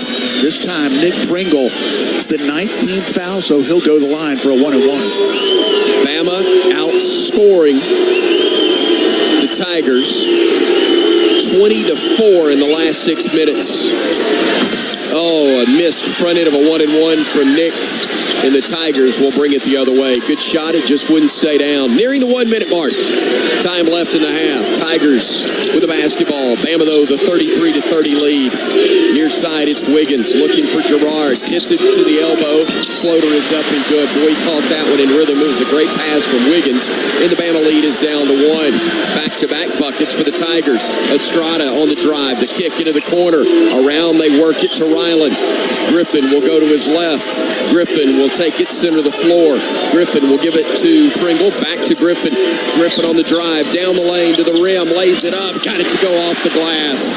Ryland Griffin likes the mismatch with Gerard guarding him. Took it to the rack, and with 26 seconds remaining in the half, 1 second differential. Shot clock, game clock. Clemson with the ball, but Bama the 35-32 lead. Tigers front court with Gerard. Gerard surveying the floor, giving it off to Wiggins. Wiggins looking, feeding it to Shefflin. Shefflin handing it off to Gerard. He'll drive right side, cut off, throws it inside. Shot is up, and that is a shot clock violation. Bama should have 0.5 at a minimum, Brian Passink, but hopefully they'll review and put more time on the clock.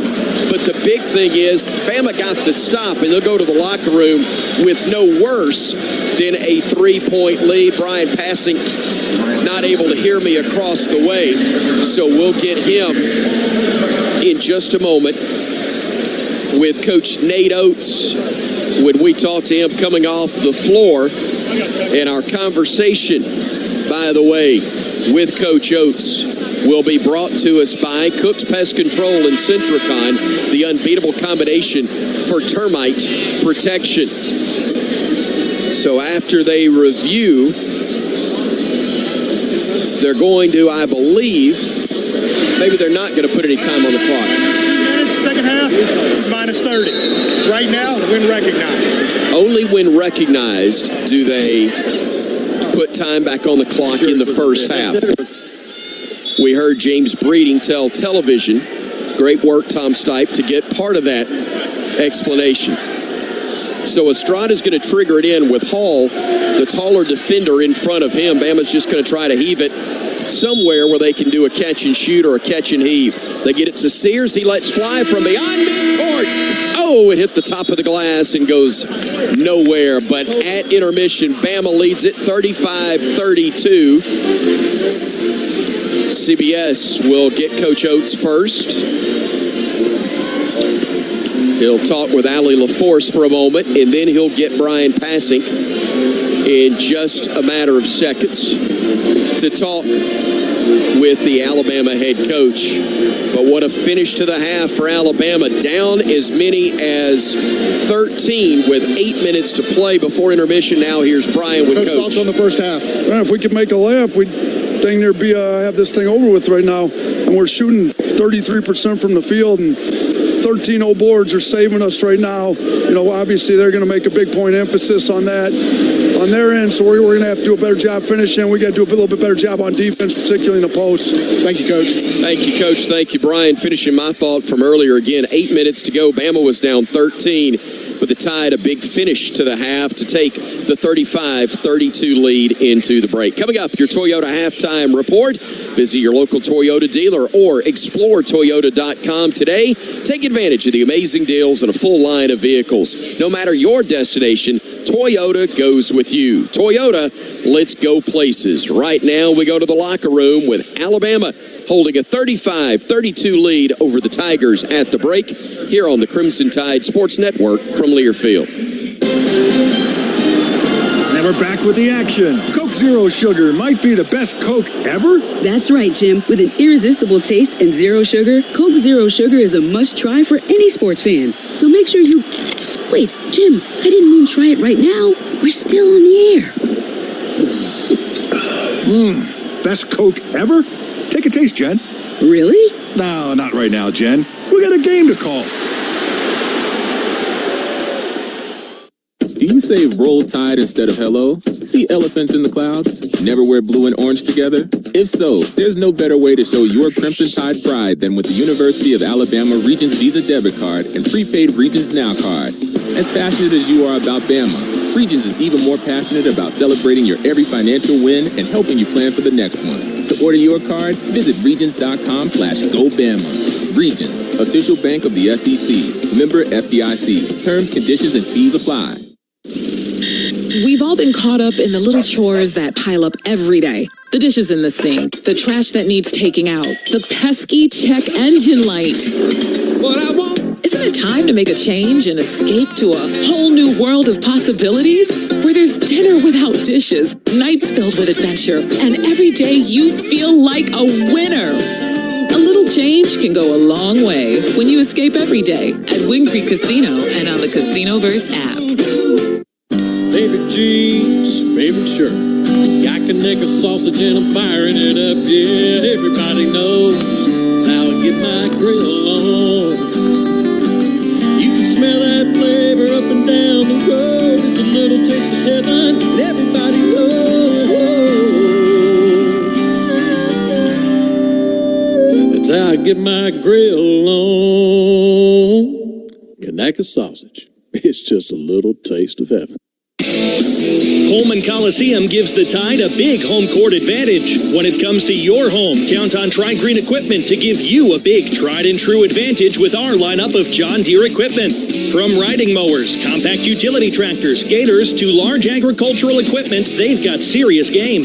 Plus, the tried-and-true Tri-Green team is always there when you need an assist. Stop by one of our locations or visit TriGreenEquipment.com. Proud sponsors of Alabama Crimson Tide basketball. Crimson Tide basketball is brought to you by Coke Zero Sugar. Is Coke Zero Sugar the best Coke ever? Take a taste. Golden Flake, the official potato chip of the Alabama Crimson Tide. Cook's Pest Control and Centricon, the unbeatable combination for termite protection. And by Guthries, America's original chicken finger restaurant, and now a proud partner of the Crimson Tide. Now, on the Crimson Tide Sports Network from Learfield, welcome to the Toyota Halftime Report. Toyota, visit your local Toyota dealer today. Toyota, let's go places. 35-32, Alabama leading Clemson at intermission. Grant Nelson, 4 points, 4 rebounds. Nick Pringle, 3 points, 4 boards.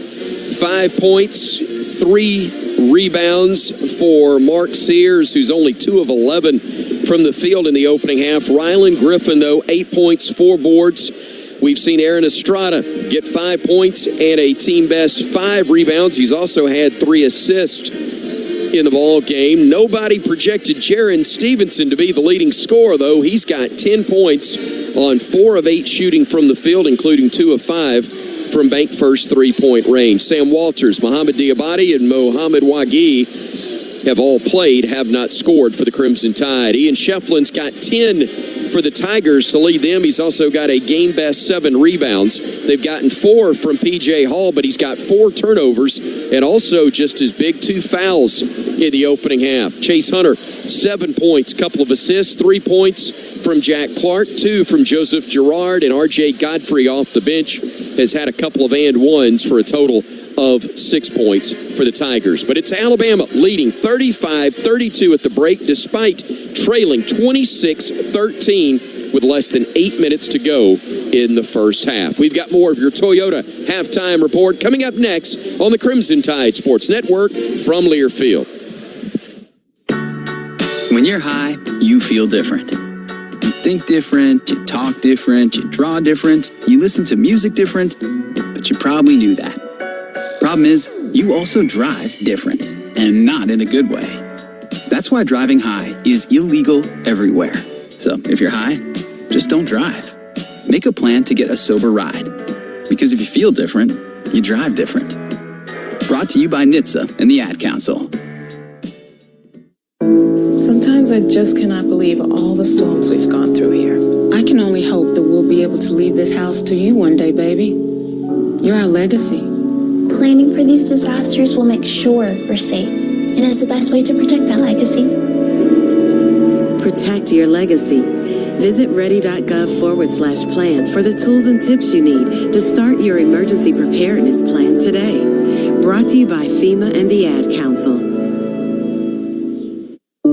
I'm Danica Patrick. Watching my nieces grow, play, and learn is amazing, but not every child gets to be carefree. 1 in 6 kids in the U.S. are hungry. This breaks my heart, and it's something that Feeding America is working to change. Each year, the Feeding America network of food banks rescues billions of pounds of good food that would have gone to waste and gives it to families in need. To help, visit feedingamerica.org. Brought to you by Feeding America and the Ad Council. You took the first step and quit smoking, but even former smokers may still be at risk for lung cancer. That's why SaveByTheScan.org wants you to know about a new low-dose CT scan that can detect lung cancer early. It takes only 60 seconds and could save your life. You took the first step, now take the next. Visit SaveByTheScan.org for a simple quiz to see if you're eligible and talk to your doctor about screening. SaveByTheScan.org is brought to you by the American Lung Association's Lung Force Initiative and the Ad Council.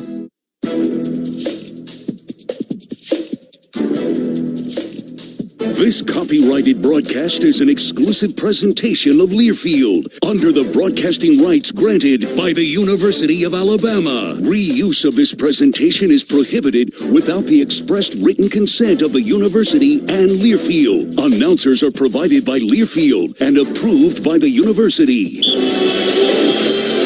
This is Tom Stipe with your Alabama Power scoreboard update. Alabama Power for a better Alabama. Halftime score from Los Angeles. Bama leads Clemson 35-32 NCAA West Regional Finals right here. One Elite Eight game final already on the day. East Regional Finals in Boston. Top seed UConn defeats 3 seed Illinois 77-52. Huskies will join the winner of our game, filling out the first half of the Final Four bracket. Remaining spots will be decided tomorrow. In the South Regional in Dallas, 11 seed NC State will face 4 Duke. And the Midwest Regional in Detroit will get 1 seed Purdue against 2 Tennessee. We'll take a look at team stats next. This is the Crimson Tide Sports Network from Learfield. Hi, I'm Nick Pringle. And I'm Loyal McQueen. Winter is a time for excitement of Crimson Tide basketball, but it is also when viruses that cause respiratory diseases are more rampant into our community. Vaccination is important for everyone, and especially for those who are at higher risk of developing complications, including older Americans and those with medical conditions. Make sure you and your family are up to date on all recommended vaccines, including COVID-19, flu, and RSV. So don't wait, vaccinate. For more information, visit alabamapublichealth.gov/immunization today. Stay safe and roll tide. Southern homes are particularly vulnerable to termites. In this climate, you need guaranteed protection. You need Cook's Pest Control and Centricon. Termites attack the Centricon stations, exposing themselves to an agent that eliminates their entire colony. Upgrade from old-fashioned liquid service to the proven protection of Centricon and Cook's Pest Control. Call Cook's today for a free evaluation. Looky, looky, looky, here comes Cookie, Cook's Pest Control. At Red Diamond, we know that there's simply nothing better than the perfect sip of fresh brewed iced tea. And we've been working hard to make sure choosing Red Diamond is always easy, with only simple ingredients: water, tea leaves, and pure cane sugar, or no sugar. We make sure our tea tastes like, well, tea. Stop by your local cooler and pick up a gallon for a perfect sip today. Red Diamond. Perfect's not easy. Producing championship quality lumber is not an easy process, but at Everwood Preserving, it's our only process. Wood treated right. Everwood offers top-notch pressure-treated wood for decks, outdoor structures, commercial jobs, and more that you can build your reputation on. When it comes to quality, we're on the winning team. Visit your local Everwood dealer today and discover the difference for yourself. Everwood Preserving Incorporated, the official lumber of the Alabama Crimson Tide. When you live in SEC country, you feel it everywhere you go. The traditions and rivalries surround you. As much as you celebrate the game, Regions celebrates your financial wins even more. And like SEC fans, we'll never quit. Because in an SEC world, we're the SEC Bank. Regions, official bank of the SEC. Member FDIC. Here's Sears with the basketball, surveying the floor, goes to the top of the arc, steps back, deep three from dead on, and it's bottom. Oh, he's heating up. Mark Christopher Sears, his first. Bama leads Clemson at the half, 35-32 in the West Regional Finals NCAA tournament. The sounds of the game were presented by Beatbox, the original party punch with 9 delicious flavors, non-carbonated and resealable.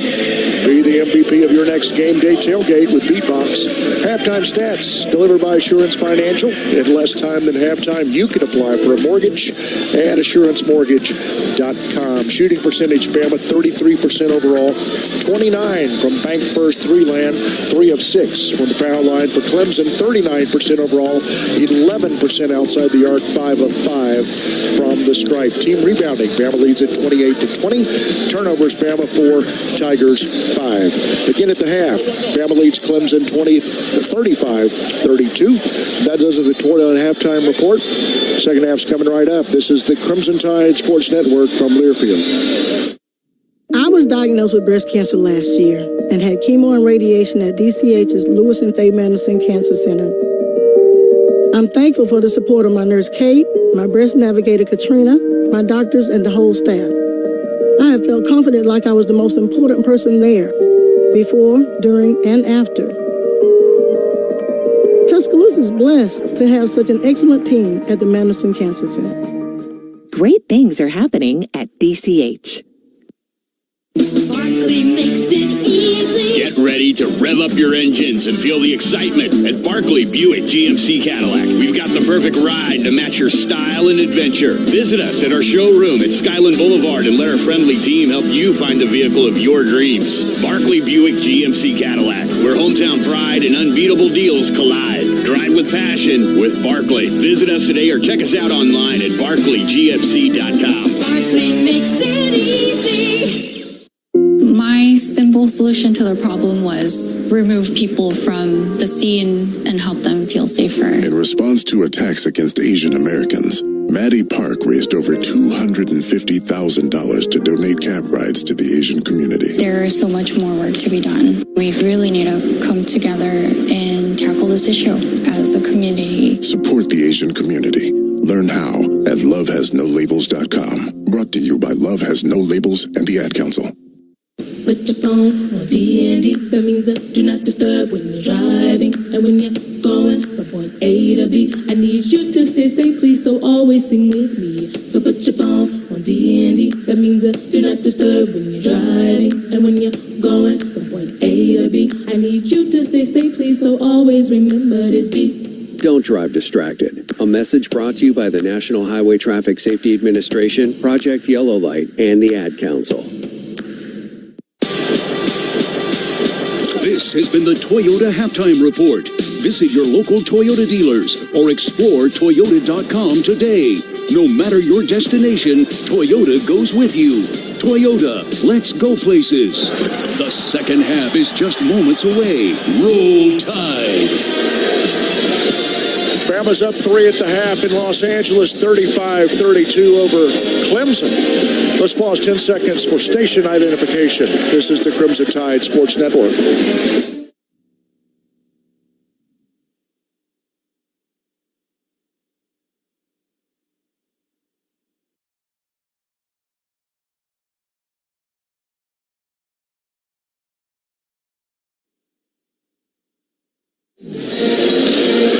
What to look for in the second half is presented by Marathon. Marathon is here to keep you and your team fueled on and off the court because we're driven together.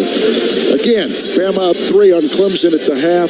Tom Stipe, Chris Stewart, Brian Pasick, we are courtside BP. We talked in pregame in the scoreboard about UConn just absolutely exploding on Illinois. Well, guess what? 20-4 run is pretty much my definition of an explosion. Almost wish the half hadn't come. I wanted to keep playing.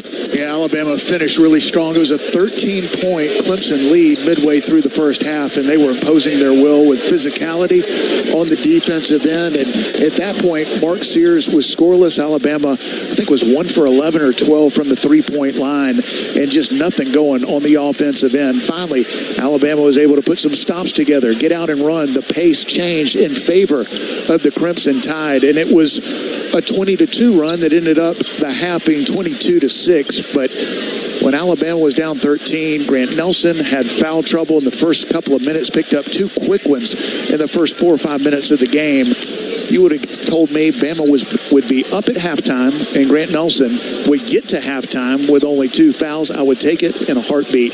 With that being said, Alabama's got to come out and play better on the offensive end and got to get Mark Sears going. Thankfully, Jaron Stevenson was huge in the first half on the offensive end. Thought he played pretty well against North Carolina defensively, but didn't score and struggled in that game on the offensive end and needed him to get it going. He kind of knocked the lid off the basket with a made 3. Alabama got some rhythm threes late in the first half.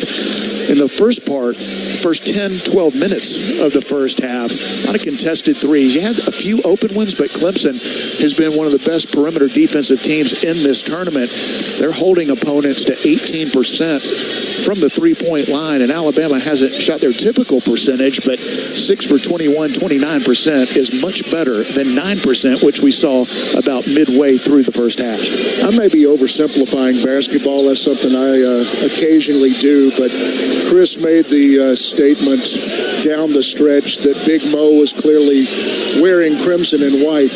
I happen to believe, and as a shooter you probably do too, good things happen when you see the ball go in the bucket for the first time.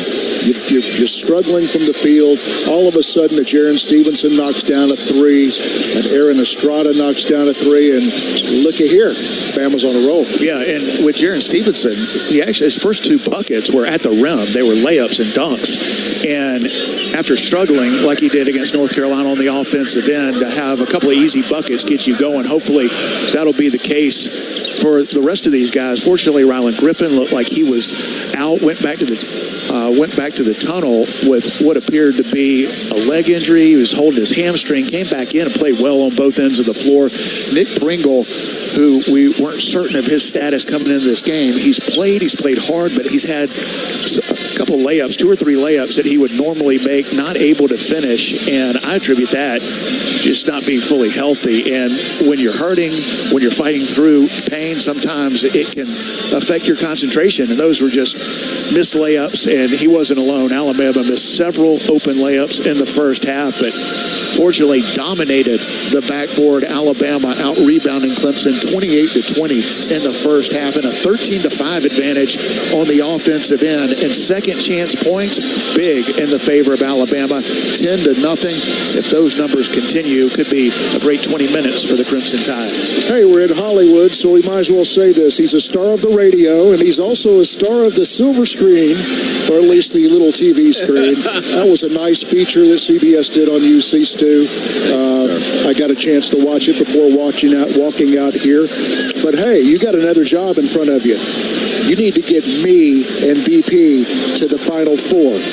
Come on. Let's all go together, but it's up to those guys wearing the good-looking Alabama uniforms right now to determine that and get it done for us. And hopefully that'll be the case for all the long-suffering Bama faithful who have wondered if it would ever happen. We are indeed 20 minutes away. 35-32, Alabama overcoming a 13-point deficit when 7:54 was on the game clock in the first half, and the Tigers had taken that double-digit lead. It did not look good, but the Tide rolled into the locker room with a 35-32 lead, and it'll be Clemson who gets the ball first to begin half number 2. Bama will go with Rylan Griffin, Aaron Estrada, Grant Nelson, Nick Pringle, Mark Sears to start the second half of play. Clemson still huddled up in front of their bench. And I think it's important for Grant Nelson to stay away from that third foul early with Clemson having possession. Wouldn't be surprised if Brownell draws something up to go right at Grant and try to pick up that third foul. They'll get it front court. Shefflin will feed it left side to Clark. Up top to Hall. He'll pivot and face the basket from the top of the arc. Takes a couple of dribbles to his right. Gives it off to Girard. Girard will drive left. Kicks it over left side side to Hunter. Hunter being defended by Sears. Throws it in the low post to Shefflin. Has a mismatch. He'll go with a pump fake, a shot. He got it, and he was fouled. Nick Pringle came over to help. Got a little bit of the arm, and Shefflin will get the and one opportunity as he's already given Clemson, or he's pulled Clemson to within one, a chance to tie it up at 35 here on the opening possession of half number 2. I thought Clemson would go inside, and I thought the man might be Ian Shefflin. Alabama ended up switching off. The double team came, but it came a little bit late, and Shefflin, methodical, going to the basket. Pump fake, got Nick in the air, swatted down. Not a ton of contact, but enough to warrant the foul call and a chance for another three-point play for Clemson. They had at least 2 in the first half, and they start off the second half with an opportunity to tie this game. Shefflin now with 12 points. And it stays at 12 as he misses the free throw, and Bama maintains its 1-point lead. He's got 7 boards to go with those 12 points. Here's Nelson on the drive, tripped and loses possession, and the Tigers will pick it up and come the other way. He was ready to make one of those moves that we saw in the final 5 minutes against North Carolina, but he just lost his footing. Hall catch and shoot 3 from dead on. That's no good. Rebound snatched out of the air by Hunter, but puts it back up with a left hand, and the Tigers have taken a 36-35 advantage. They started the opening half of the game very quickly. Let's see if Bama can stop that quick start here. Tigers get a deflection into the backcourt. Bama runs it down, still with possession. Here's Griffin driving, getting downhill, getting out to Sears. All alone, left wing 3. Bob will take that all night long. Mark Sears, a bank first 3, and Bama goes back up by 2. And all set up by Rylan Griffin. Got in the lane, a wide open look from Sears, and he knocks it down. They'll work it back out to Shefflin, now onto the right wing to Hunter. Hunter working, pulling up from 15. His jumper rolls off, no good. Pringle above everybody claims it. Gives the outlet pass to Estrada. Bama pushes it ahead. Estrada getting into the lane. Got shoved, no whistle. Around to Griffin. He'll pivot, gives it off to Sears. Mark, looking low, finds Nelson, hands it off. Pringle the flush. Great pass. First Sears, the hockey assist to Nelson, and then to Pringle, who got the dunk. Pringle missed a couple of layups in the first half. That one a no-doubter as he goes up and throws it down. 40-36, Bama on top. 2 minutes into the second half. We got a long way from the finish line. Bama up by 4. Hunter to Girard. Catch and shoot 3 is good. It's a 1-point game. Nate Oates livid that Bama didn't get in the right spot. I think it was Rylan Griffin who missed his assignment. 1-point game. Bama with the ball in the lead. Here's Rylan facing the basket. Now dribbling to his right. Now goes left. Now gets into the lane. Kicks it back out to Nelson. Nice catch. Feeds it to Estrada. Estrada near side. Trying to go left. Spinning now right. Handing it off. Pringle got himself set. Laid it up. Wouldn't go, but he got fouled. And I believe that foot's bothered him a little bit. That's part of why he couldn't explode off of it, Brian, with that left foot. A defensive mistake going back to the other end. Joe Girard, who hasn't gotten loose from the three-point line in this game. Just a down screen. Bama doesn't fight over it. A little bit late getting there. Don't want to let Girard get going. One of the best three-point shooters in the ACC. Pringle, the first of 2. That one's perfect. He's 2 now for 4 from the free throw line. 41-39 Bama with 17:26 to go. Pringle bends the knees, shoots it, makes it. Boy, those look good. And Alabama leads it by 3 again. 42-39, 17 and a half to go. Tigers getting it into the front court to our left. Shefflin stops out high, hands it off to Clark. Now back they go to Shefflin on the left wing. Shefflin to Clark, now to Hall. Fires the pass into the post, kicked by Pringle out of bounds. Reset the shot clock to 20. Game clock stops at 17:10, and Clemson will have the ball side court in front of their own bench. Clemson trying to go inside to Shefflin. He's leading the way for the Tigers with 12 in this game, but the matchup on him, Grant Nelson, got 2 fouls early. Clemson looking to try to pick up that third. Hunter with the basketball, going to his left, giving it up top of the arc to Hall. He'll drive down the lane. He'll throw it home. Wise move to get out of the way of that one. he was going to score, it would have been an and one. Instead, it's still 42-41 Bama. Here's Sears firing into the corner. Estrada crossing left, going right, gets underneath the basket, stops, needs help, finds Griffin. Griffin inside Sears, fires a pass. Nelson throws it back down on the big man, Shefflin. How about the catch and the pass? Nick Pringle had a lot of heat on that. That one was not easy to handle, but Grant able to get it and throw it down. Big swap dunks. Bama sees Clemson go the other way. A block by Nelson after the great defense from Pringle. Ahead is Griffin, lays it up. It's going to be goaltending.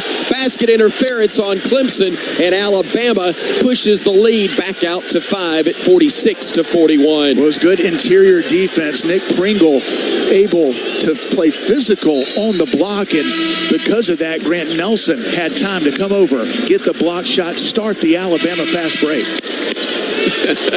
Nick Pringle and Nate Oates embracing after Nick heads to the bench. What great hustle and effort and guts and pluck and grit from 23.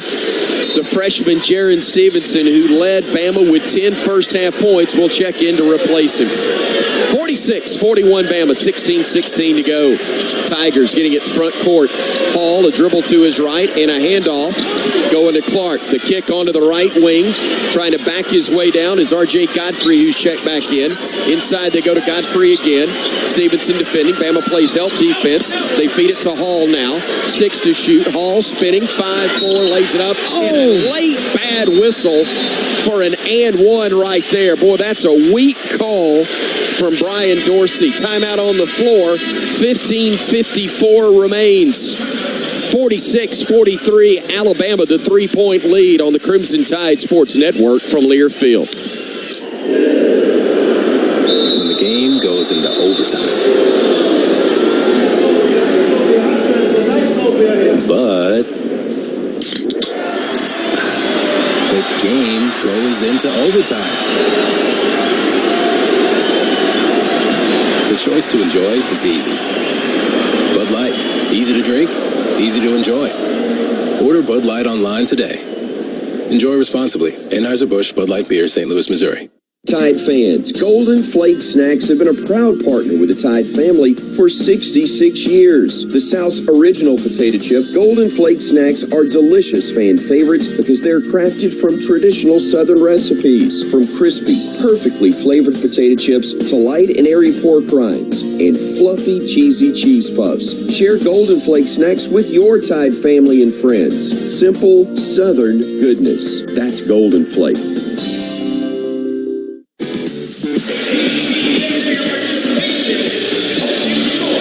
15:54 to go in the ball game. Bama leads Clemson 43-46. Tonight's radio affiliate of the game, Score 94.7.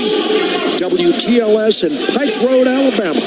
Go to the Crimson Tide Sports Network's Facebook page. Follow us and tell us where you're listening for a chance to win 2 free combo meals from Jack's. Thank you for tuning in to the Crimson Tide Sports Network for Alabama basketball. Tom Stipe, Chris Stewart, Brian Pasick. We are courtside. BP started with a 3-point lead at the half. Didn't want the first half to end, frankly. What do we got to do? What do you see? What does Bama need to do here to stretch this thing out? Well, it looks like Brad Brownell and the Clemson Tigers are going to P.J. Hall, and understandably so. First-team All-ACC selection, and picked up a huge third foul on that last possession by Grant Nelson.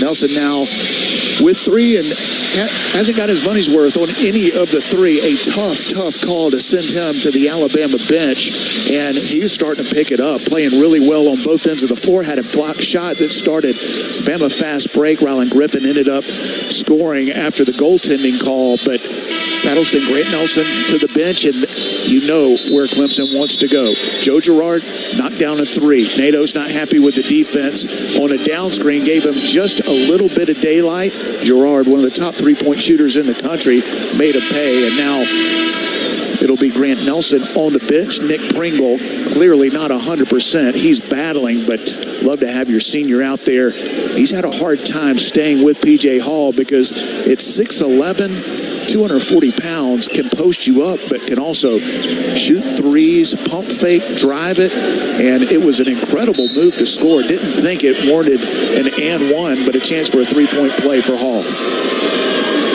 Hall trying to make it a 2-point game with 15:54 to go.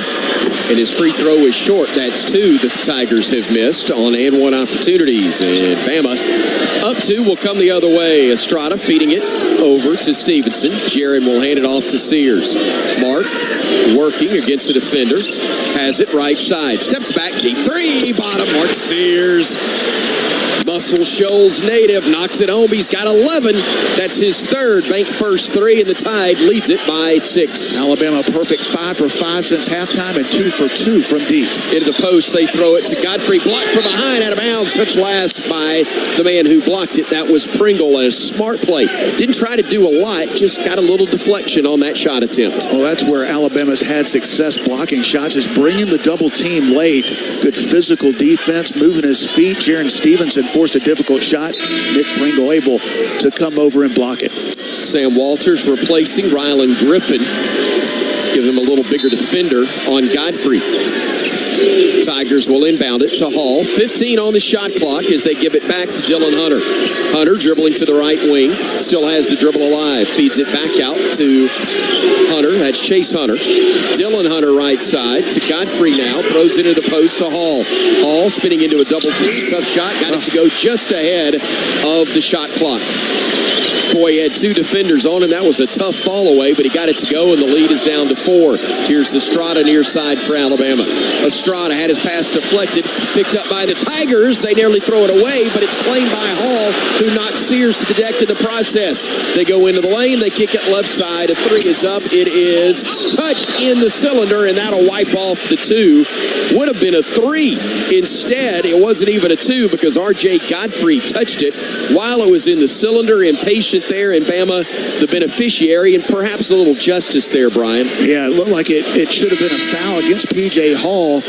Ran over Mark Sears. I think the officials would tell you that both were coming to the ball at the same time, but Mark Sears took a ton of contact, no call. Not exactly sure if that 3 would have gone down. Clearly offensive goaltending, but it had a chance to go down. Bama dodged one right there. Chase Hunter checks out of the game. Dylan Hunter still in. Bama also making a change. Griffin back in, and Estrada will catch a breather with 14:37 and ticking. Time left in the second half. Bama with the ball and a 4-point lead. Griffin looking, giving it off to Pringle, and we've got a whistle and a foul. Let's see, that's going to be on the Tigers, and it's going to be on Jack Clark. Yeah, that was a risky pass from Nick Pringle as the foul was happening, but it got through, and if they don't call the foul, Mark Sears had a lane to the basket. Clark will check out of the ball game after being called for the foul. That is his third, and in to replace him will be Chauncey Wiggins. Inbounds goes to Sears. Mark working to his left. Will let a defender go by. Now goes right. Flips it over to Griffin. Near side. 3. Too strong. Boy, that was dead on, but it was just a little bit too strong. And the rebound's controlled by the Tigers. Hunter with the basketball. That's Dylan Hunter. Working it onto the right side. Stopping, looking. They'll throw it inside to Hall. Hall against Pringle, trying to back his way down. The double team comes. They feed it inside. Another double team and a beautiful spinning shot up and in by R.J. Godfrey. 2-point game, 49-47 Bama. Here's Sears the other way. Mark Sears going left. Sears looking, firing, near side. Open 3. Bottom. How about the young'un? Jaron Stevenson, another bank first 3. And Alabama leads it by 5 with 13:38 to go. And that's a big-time play from Mark Sears. Got in the lane, converged the defense, and Jaron Stevenson with another step-in rhythm 3. Wiggins giving it back to Hunter. Gerard now at the top of the arc. Godfrey inside. They throw it to Hall. P.J. Hall trying to back his way down on Sears. Double team, throws it away. Great defense not only on the double team, Sears and Stevenson, but Sam Walters rotating over forced the errant pass. Yeah, Alabama wants to double team P.J. Hall when he gets it in the post, but the key is the timing of that double team. You can't come too early, you can't come too late, or he'll make you pay either way. Alabama timed it up just right and forced a difficult pass. 13-13. Time left to play here in Los Angeles. A berth in the Final Four on the line. Bama, a 52-47 lead. Mark Sears, center of the floor, directing traffic. Dribbles to his left, lost it. Tried to get it back, but it was deflected, they say, by Sears out of bounds. Yeah, he didn't agree, but apparently it was off of Mark. I thought it went off his foot. I did too. And not a ton of pressure right there. Bama was looking to go high ball screen with Sam Walters. Looked like an unforced turnover and a rare breather for Sears. Bart didn't want to exit, but Nate Oates wanted to let him calm down and get a brief breather before the media timeout. Left side, Hunter giving it off into the corner. Gerard, he will drive, stops, let a defender go by, shoots, and pointed. He get a friendly roll. That one sucked into the cup there with 12:40 to go in the half, and Bama leads by 3. Stevenson, 3 again, makes it again. Shoot it, young man. Jared Stevenson knocks down another one. 6-point Bama lead with 12:27 to go. He's got 16, which I think may be his age. Here's Hunter with it. Looking up top to Gerard. Gerard dribbles right, takes it to the wing, throws it into the low post. Shefflin posting up on Pringle. Fires it left side. Hunter, a 3, no good. Rebounded Pringle, and Bama will come the other way. Estrada into the front court to Pringle, to Estrada again. Weaving through traffic, the layup blocked, and then saved by the Tigers, but he was out of bounds. They didn't call it. Wow, Gerard taking it to the right wing. Gerard looking, top of the arc, Shefflin, all alone. Deep 3, no good. Rebound claimed by Godfrey. Pump fake shot, layup good. Bama ball with 11:40 to go. Tide leading it by 4, 55-51. Here is Griffin handing it off to Estrada. Estrada shaking free, going left, going right, looking, going left again, stopping, losing it, getting it back. Needs help, and that's a double dribble on Aaron Estrada. Thought so, and that'll give it back to the Tigers when we come back to Los Angeles. Lord, what a ball game. 11:24 to play. Tied by 4 here on the Crimson Tide Sports Network from Learfield. Hey, son. How are you feeling? I'm fine, Pops. What's on your mind? I can't explain it. Navigating without a compass, eyes waiting, started to wonder. Metamorphosis, loss of who you thought you is. When your kid can't find the language, help them find the lyrics. Listen to the Sound It Out album and get tips and tools to start a conversation at sounditouttogether.org. Brought to you by Ad Council and Pivotal Ventures. Adoption of teens from foster care is a topic not enough people know about, and we're here to change that. I'm April Dinwiddie, host of the new podcast, Navigating Adoption, presented by Adopt US Kids. Each episode brings you compelling real-life adoption stories told by the families that live them with commentary from experts. Visit adoptuskids.org/podcast or subscribe to Navigating Adoption, presented by Adopt US Kids. Brought to you by the U.S. Department of Health and Human Services Administration for Children and Families and the Ad Council.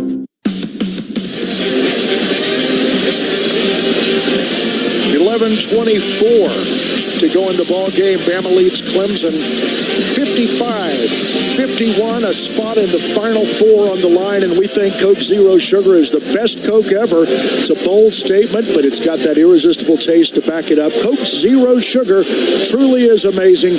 Taste it for yourself. Also amazing, BP. The kid should be in high school.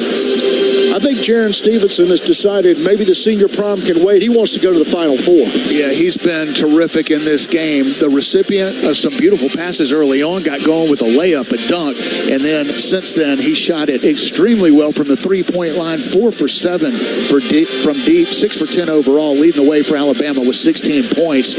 Alabama shooting 78% here in the second half, 7 for 9, even better from a percentage standpoint from the three-point line.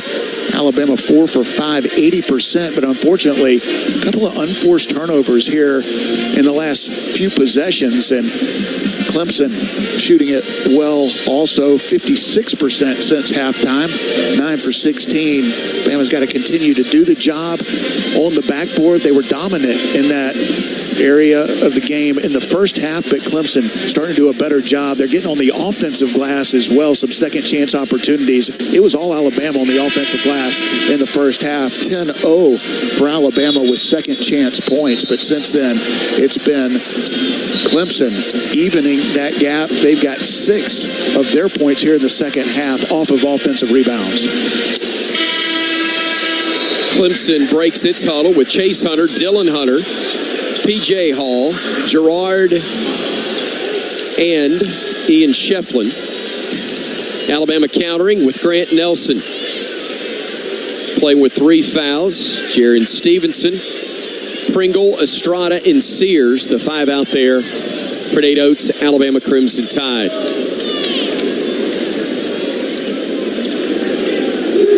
It'll be Clemson basketball with the Tide leading it by 4.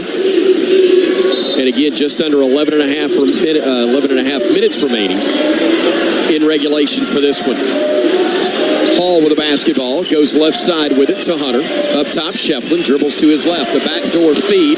They give it to Hall, cutting down the lane. Double team, shoots it, had it blocked. Scramble, loose ball into the hands of the Tigers. And then stolen away by Bama. It was Rylan Griffin with a steal. Now here comes Sears the other way. Mark on the wing, wants to play off of a screen from Nelson. Gets into the lane, stops, looks. Estrada left side. Estrada going to the baseline. Looks out, finds Nelson. Lets it fly. 3. Short rebound. Nelson in the corner, and he got fouled. Grant Nelson followed his shot, and Hall didn't box him out, and Grant will have the opportunity. Actually, no shots involved, excuse me, as that is the 3rd personal now on Hall. He and Nelson both with 3, but Bama will have it underneath the basket to the left of the hoop. Sears to inbound it. 20 on the shot clock. 10:48 to play in the game. Bama the ball in a 4-point lead. Mark with it now, taking it between the circles. Sears going left side. Sears fires it back to Nelson. Steps back, 3. In and out, no good. Rebound claimed by Hall for the Tigers. That was a good look, just didn't go down. Hall flips it to Hunter. Hunter back to Hall on the far block. Wild shot. They're going to call Grant Nelson for another foul, and that'll be his 4th. They were just trying to bull their way there. Didn't care if it was anything resembling a shot. Certainly didn't care about a make. They simply wanted what they got, and that was a whistle. If you back in and flail your arms enough, by golly, they'll blow the whistle, regardless of whether you were fouled. Right. A berth to the Final Four on the line, and some tough calls against one of Alabama's most important players, Grant Nelson. He'll have to check out with his 4th.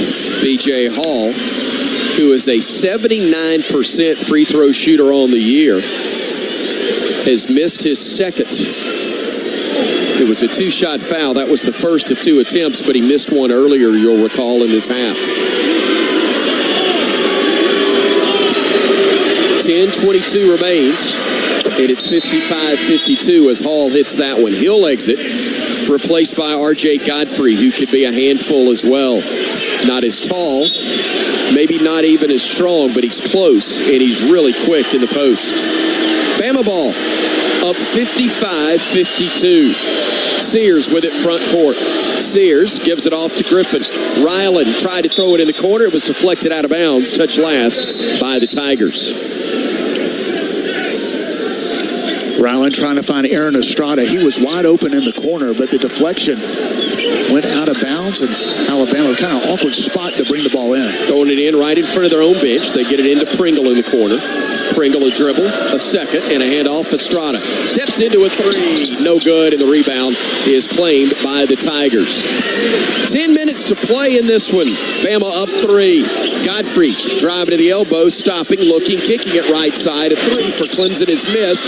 Weak side rebound, Shefflin. He'll fire it back onto the right wing to Hunter. He'll drive in, and a reach is going to be called on Alabama's Jaron Stevenson, I believe. No, it's Mark Sears, and that'll be Mark's 2nd. Another offensive rebound for Clemson. It was all Alabama on the offensive glass in the first half, but it has been the Tigers here in the second. They look to inbound it for the baseline, and they just beat the 5-second count, getting it to Shefflin.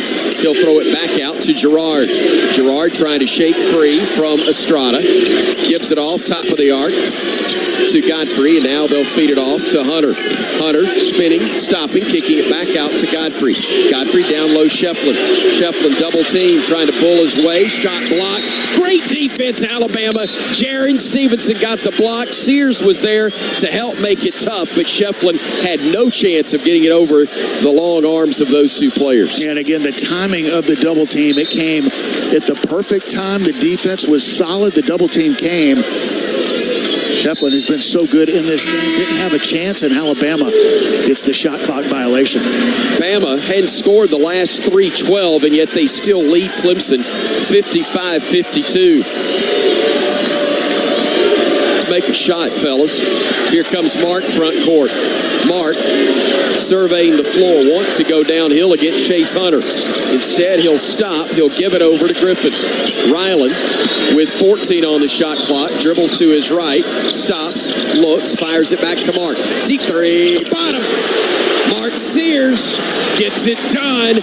Another bank first three. He's got 14, and Alabama leads by 6 again. And that was pretty well defended, but the quick release of Mark Sears, able to get it up before the defense came. Godfrey to dribble and a handoff. Gerard for three. Short. Rebounded Stevenson. Here comes the Tide pushing it. Let's make them run, fellas. Let's make them run. Estrada. Sears. Oh, it was a three that wouldn't go, but they called Estrada, I believe, for a moving screen anyway.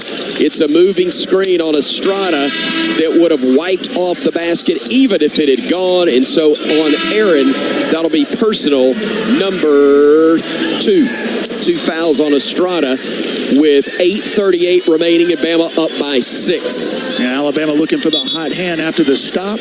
Just a simple dribble handoff move. I wasn't able to see it shielded off, but may have moved right into the defender, giving it back to the Tigers.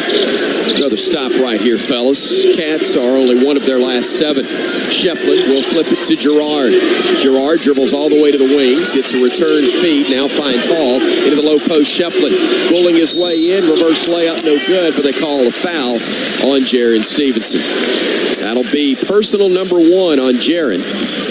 It'll be team foul number 7 on the Crimson Tide. Clemson has only been called for 3 in this half.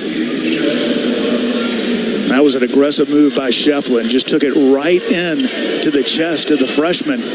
These Clemson big men so physical and aggressive, taking it inside. And we talked about Clemson, top 10 in America in free throw percentage. They've missed some here in the second half. 75% shooter, and Ian Shefflin misses the first of 2. The lead stays at 6 momentarily with 8:18 to go.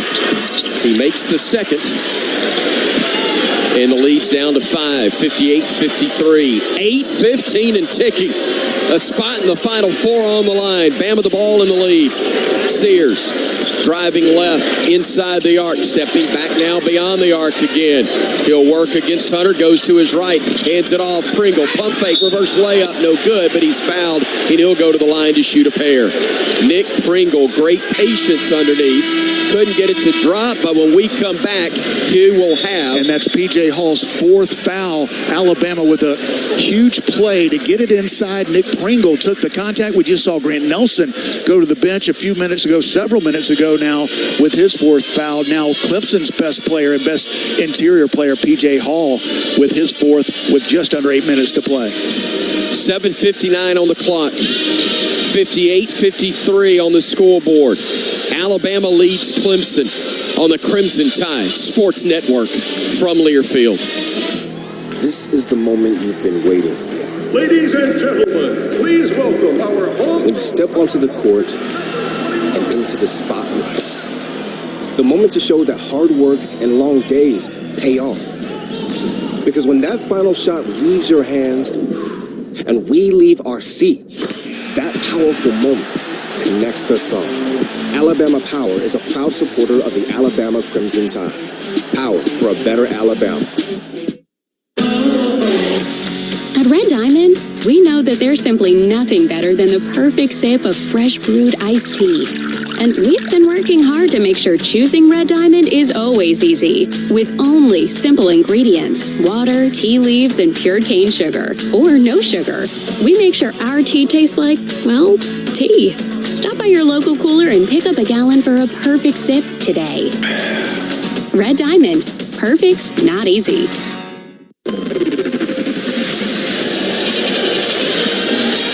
A mere 7 minutes, 59 seconds to go in the ballgame. Bama leads Clemson by 5, 58-53. Here's an important reminder to all Crimson Tide fans to stay up to date with all recommended vaccinations. Flu season's here. COVID-19 continues, so don't wait. Vaccinate. Visit alabamapublichealth.gov/IMM to learn more. Brian Pasick, you guys have been very kind to me, talking about my ability to pick restaurants. I can pick music, too. I'm going to tell you something. There's nothing as sweet as a Muscle Shoals rhythm section. We need to get Muscle Shoals Mark Sears in rhythm right now. And Mr. Muscle Shoals has played really well since about the first 12, 14 minutes of the first half. Clemson did a great job on him. There was a point in this game where Mark was 0 for 7 from the field. 0 for 4, had not scored, but got it going. He's got 14 now. His numbers aren't great, but considering where he started and the job that Clemson was doing on him, 14 points, 5 for 14 from the field, 4 for 10 from the three-point line, and that is where Alabama wants to go. Grant Nelson on the Bama bench with 4 fouls. He's had one of those struggle games where he's been in foul trouble all game long, and looks like P.J. Hall now with 4 fouls. He may still be in this one, but Nick Pringle, he'll go to the line for 2. Great job of Bama getting the ball inside, and Nick taking the contact and a chance to extend this lead. Pringle shooting Bama, 4 on Clemson. Pringle, the one-handed approach, perfect on the first attempt. Boy, he is gutting his way through in this one, isn't he? 7 points, 7 rebounds. 3 assists, too. We weren't sure if he was going to play, and he hasn't been full strength, but he is playing with so much toughness. Second attempt, a little short. Ball tipped and picked up by Shefflin for Clemson. 59-53 Bama. The Tide 5 of 8 from the free throw line. The Tigers 7 of 11. Hall to Gerard, now to Shefflin. Back up top, Gerard, catch and shoot 3. That one is good. Tigers pull back to within 3 with 7:38 to go. Estrada in the corner, 3. Griffin for the answer. Bottom. Bama gets it right back. Rylan Griffin, another bank first 3. It's his 3rd of the game on 6 tries, and Bama has the lead again at 62-56. Low post Shefflin, back to Gerard. His 3 is up and good. Griffin couldn't get over in time. Well, he just lost his footing. Clemson went inside. Gerard spotted up. Rylan lost his footing. Griffin in the corner. Now Stevenson 3 again. Jared Stevenson, light it up, baby. 19 points for the freshman. It was 6:52 to go. Bama leads by 6 again. It's been a 3-point shooting barrage on both ends. Alabama needs to stop right here. Hunter to his right. Hunter stopping at the elbow. Pivots, look, Shefflin gives it off. Gerard, pump fake, feed, Shefflin, a deep 3. Brick, rebound, another one from Estrada for Aaron. That is his 6th rebound. Bama the other way, driving, Pringle, Sears, let it go, baby. Oh, yeah! Tide heating up, leading at 68-59 with 6:15 to go. Timeout, Clemson, and listen to this crowd.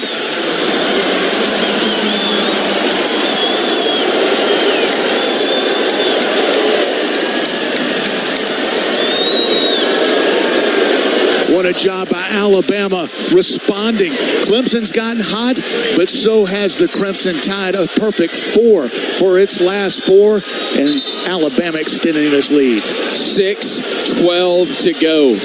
Bama 68, Clemson 59. We're back on the Crimson Tide Sports Network from Learfield.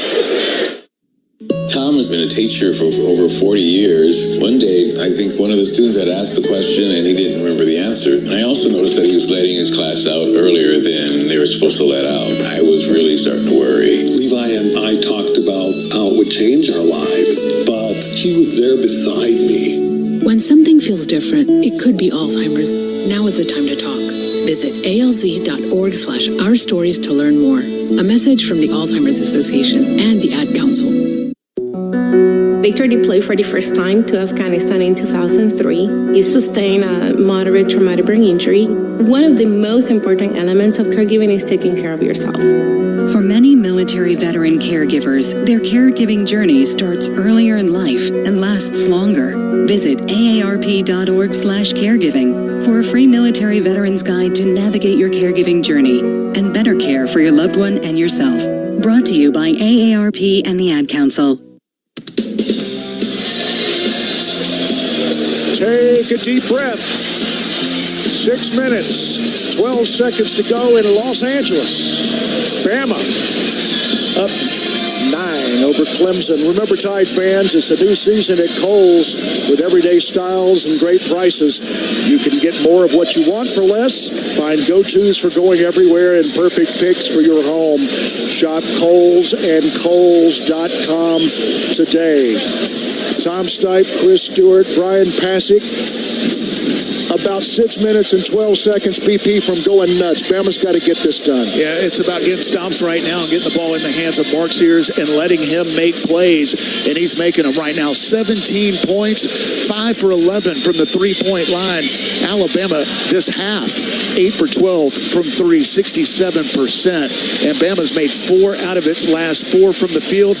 All 4 of those from the three-point line. It was a struggle early from 3. Alabama made 1 of their first 11 from the three-point line, and since then they stayed with it. And driving kicks open opportunities, but Mark Sears, he's hit some deep ones, he's hit some tough ones, but it's winning time. And he is an All-American. He's starting to play like it. Alabama right now in good shape, but this Clemson team, they showed so much toughness throughout this tournament. They don't go away, and I expect them to go inside or out. P.J. Hall and also Joe Girard has gotten hot from the three-point line, and Rylan Griffin matched up on him. Tigers will inbound it, side court, just down from their own bench. Looking to get it in. They beat the count, getting it to Hall. Now they go to Chase Hunter. Chase Hunter looking to Hall. Backdoor look. They get it back to Hall. Left all alone for 3, and he hits it. Boy, he had all day to shoot that one, and they cut the Bama lead down to 6. 5:55 to play. You know the Tigers aren't going anywhere. Let's see what the Tide can do to answer if they can again. And Clemson has come out in a 2-3 zone. First time we've seen that. Griffin looking, gets it to Stevenson at the elbow. Jaron gets it in the paint, trying to drive, can't, flips it out to Sears. Sears thought about it, 3 on the shot clock. 2, 1, got to let it go, baby. He does, it's no good, it's an air ball. And the switch there, a great call by Brad Brownell. Bama didn't get a look that they would be happy with. Here comes Grant Nelson in, and Stevenson will check out. Well, it's been a long time since Alabama has seen a 2-3 zone, not just in this game, but any game. A little slow to get into it, and a difficult shot. I thought Mark had a decent look at it with about 10 seconds on the shot clock, didn't take it, and ends up with a tough one. Tigers with a basketball. Shiflin looking up top to Hall, fakes a 3, drives left, goes right at Nelson, missed it. Rebound claimed by the Tigers. They're going to call a foul on Alabama. That's going to be on Nick Pringle. That'll be on Pringle, and on Nick, that'll be personal number 2. Yeah, and that's a tough one, as he was going to the ground, Shefflin, and that's the 7th team foul, sending a good free throw shooter to the line. Looked like Alabama was going to get a stop. Grant Nelson did a great job of staying vertical. P.J. Hall took it right at him, missed it. Bama not able to secure the defensive rebound, and another tough call on the inside, this time going against Pringle. Shefflin at the stripe, where he's 3 of 5 so far. First one's up, it's no good. He misses another 1-and-1. Wow, Bama basketball up 6 with 5 minutes to go. Estrada to Griffin to Sears in the corner. 3, bottom, Mark Sears. Sears, Mark Christopher Sears, getting it done. Looking at us. Mark just said it's over. Go play D, baby. It ain't yet. Tigers with the basketball. Shefflin, a drive and a handoff to Gerard. Stops, looks, pivots, needs help, gives it off. Far side to Chase Hunter in the post to Shefflin, lays it up. They're going to call a block and an and one when, boy, Rylan Griffin got knocked to the deck. Oh, I thought that was a charge. Well, it was. Boy. Unless he had his heels on the line.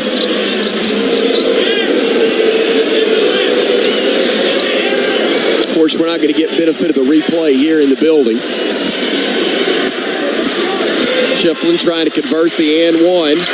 And by golly, they missed another one. Oh, man, we'll take it. 71-64 Bama. 4.5 to go. Keep making shots, fellas. Estrada surveying the floor.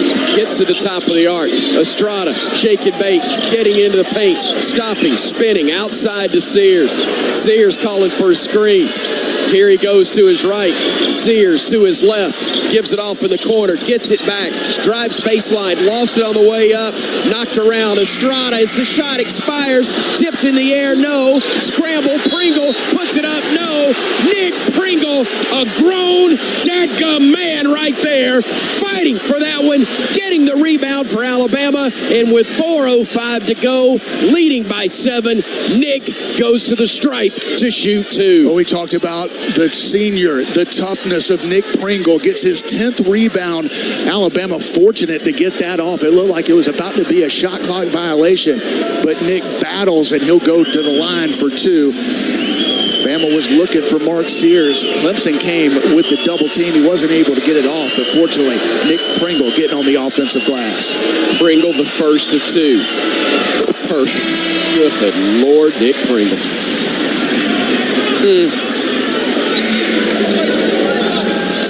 9 points, 10 rebounds.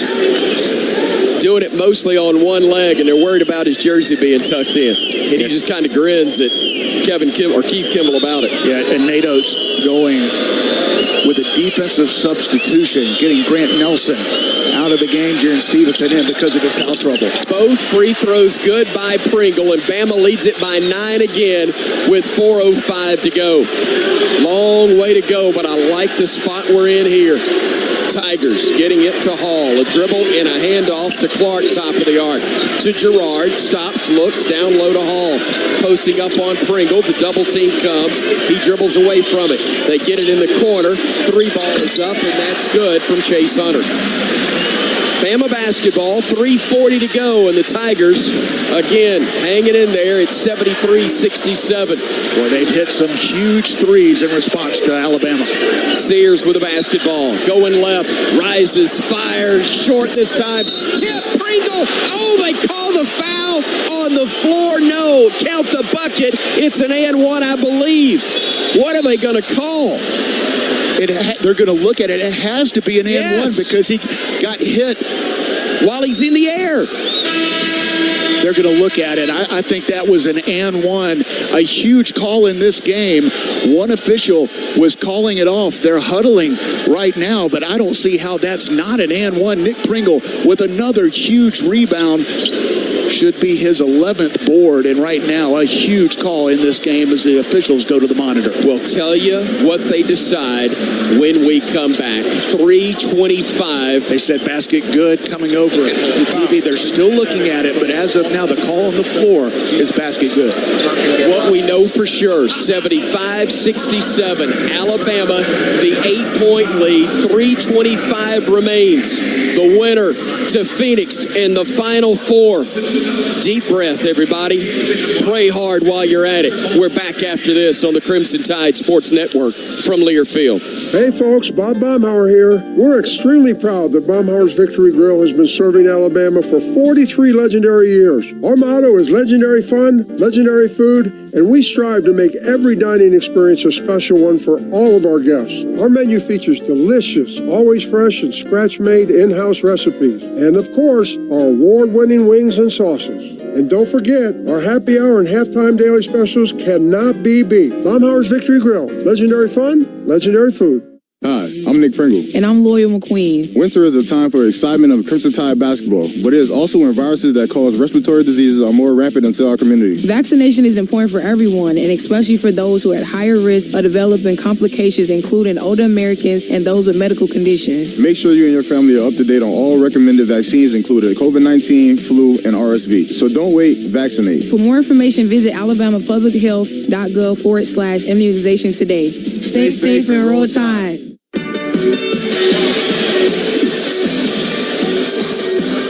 Bama 75, Clemson 67, 3:25 to go in the ball game. Just 3 minutes, 25 seconds away from the Final Four. It's winning time, and be sure to stay tuned after the game for the Regions postgame show with Bama coach Nate Oates. You can get your University of Alabama Visa check card from Regions.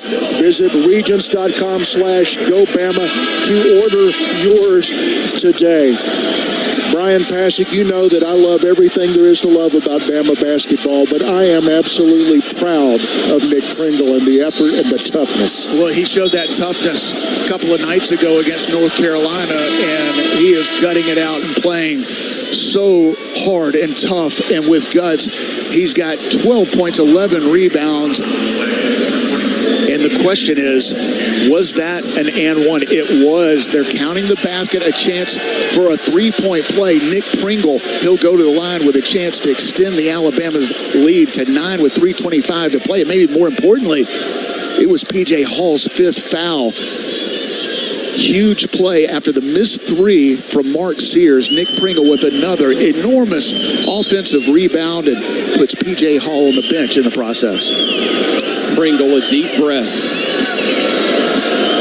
South Carolina native against the Clemson Tigers. Hits the free throw. That young man, unbelievable. 7 of 10 from the stripe. He's got 11 boards, 13 points. And Bama leads it by 9 with 3:23 to go. Clark to his left to Shefflin. Shefflin looking low, nothing there. To Gerard, getting into the lane. Kicks it out to Hunter now on the right wing. Hunter trying to shake free. Can't. Estrada guarding him. Into the low post, Shefflin. Spinning, shooting, and it's up, and it hung on the rim and fell in with 3:03 to go. Pringle guilty of the foul, and that will be Nick's third. And Shefflin, a great move. Boy, Clemson has hit some huge shots. Alabama with a chance to extend the lead, and they have made some big threes, and this time another and one. Shefflin does indeed convert. Clemson had a big lead of 13 points with 7.5 to go before intermission. Bama led it by 3, though, at the break. Tide trying to hang on to a lead of 6 with 2:50 to go here in this West Region Championship game. Sears to Nelson, calling for a clear out, trying to back down on Hunter. Gets into the paint, feeds it to Pringle. Pump fake shot, no good, but he's fouled. That's going to be on Shefflin, and that will be his third. Shefflin joining Clark and Godfrey with 3 each on the floor for the Tigers. Nice patience by Alabama going to Grant Nelson, something we saw throughout the second half against North Carolina. Haven't been able to do that in this game because of Grant's foul trouble, but waited for the double team to come. Found Nick Pringle, who gets back to the line. Misses the first, however.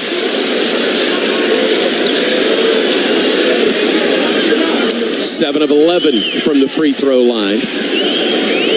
Second try upcoming, trying to make it a 7-point lead with 2:40 to go. Bama's just 9 of 14 from the stripe. Tigers are 8 of 14. Free throw up. Free throw short. Missed them both.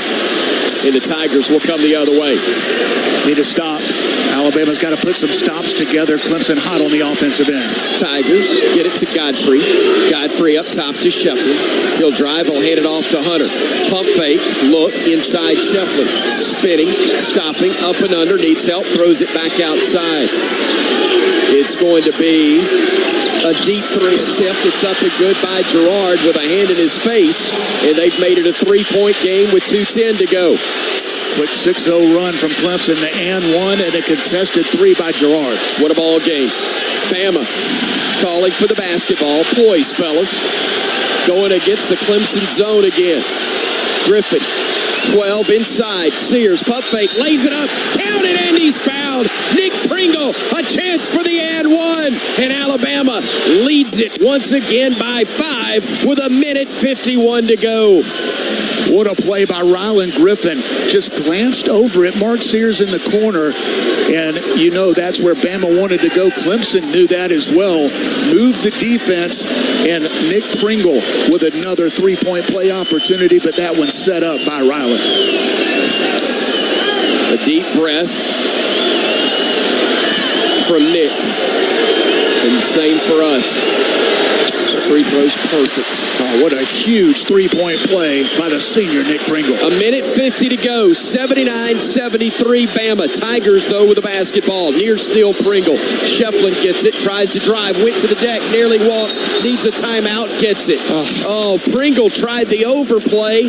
And while he didn't get the ball, Brian, he forced Shefflin to rush. And he almost walked in the process. Boy, I thought he walked. He did get the timeout. It was a smart play by Shefflin. Alabama about to tie it up. He gets the timeout, and the possession arrow was going to the Crimson Tide, but Bama not able to tie him up before he got the timeout. Boy, both teams hot on the offensive end. Alabama 7 for their last 9. Clemson 4 for their last 4. And they've been doing it with the 3 ball or the and one. And with P.J. Hall fouled out, it's no secret where Clemson wants to go. It's been Ian Shefflin with 18 points, 11 rebounds. He and Joe Girard have been the guys here in the second half. And when Alabama has let Girard breathe and even get off a shot, he's knocked them down. Some huge threes by the Tigers here late in the second half. Lamika Sears enjoyed herself across the way. Mark's mama loose as a goose right now. Well, she's about the only one. Yeah. And good for her. I'm jealous because I'm nervous. And, boy, both of these teams battling. Nobody is losing this, or it's all about going out and trying to get it. Both teams are playing really well. I mean, it's been a shot-making late second half with winning on the line. Clemson's hit some tough shots. So is Alabama. Alabama 67% here in the second half, 14 for 21, and 9 for 14 from deep in the second half. Alabama's made 15 threes in the game, 15 for 35. Out of the timeout, Nelson, Estrada, Griffin, Pringle, and Sears are the 5 for Alabama. Godfrey, Girard, Shefflin, Clark, and Chase Hunter are the 5 out there for the Clemson Tigers. Brad Brownell's been so good drawing up plays out of timeouts. They'll inbound it out high to Clark. He'll drive left at Sears. He'll spin, step through, throws up a wild shot, got it to go.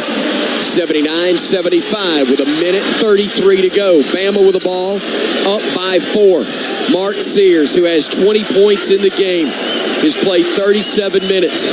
Backs it out. Will go against Godfrey, their best defender. Sears driving left, crossing over, stepping back, deep 3.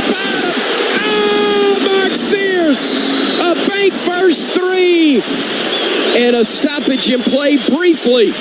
I'm not really sure what for, but 1:11 to go. Bama by 7, 82-75. Sears, the dagger. Here come the Tigers.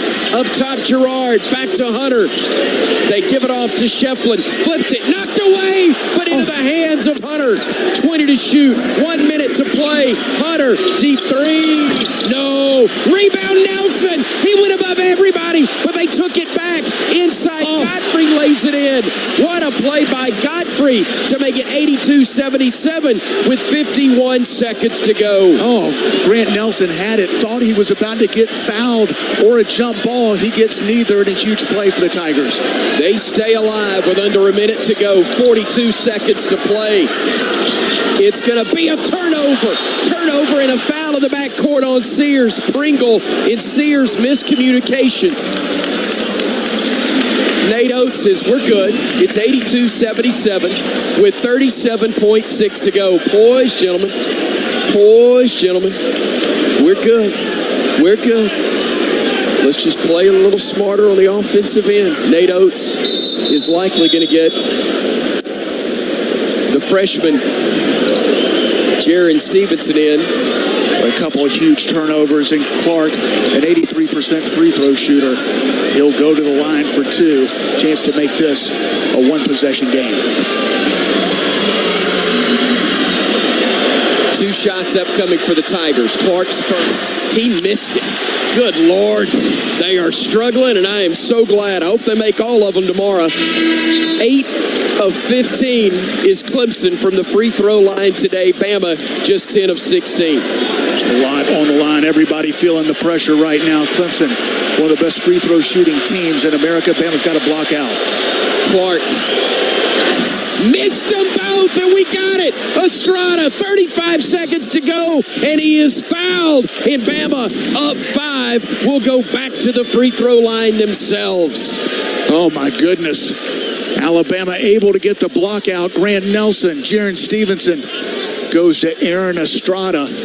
Still a 1-and-1, just the 9th team foul for the Tigers. Huge 1-and-1 coming up for the senior Estrada. We owe you a station ID, but we can't take it yet.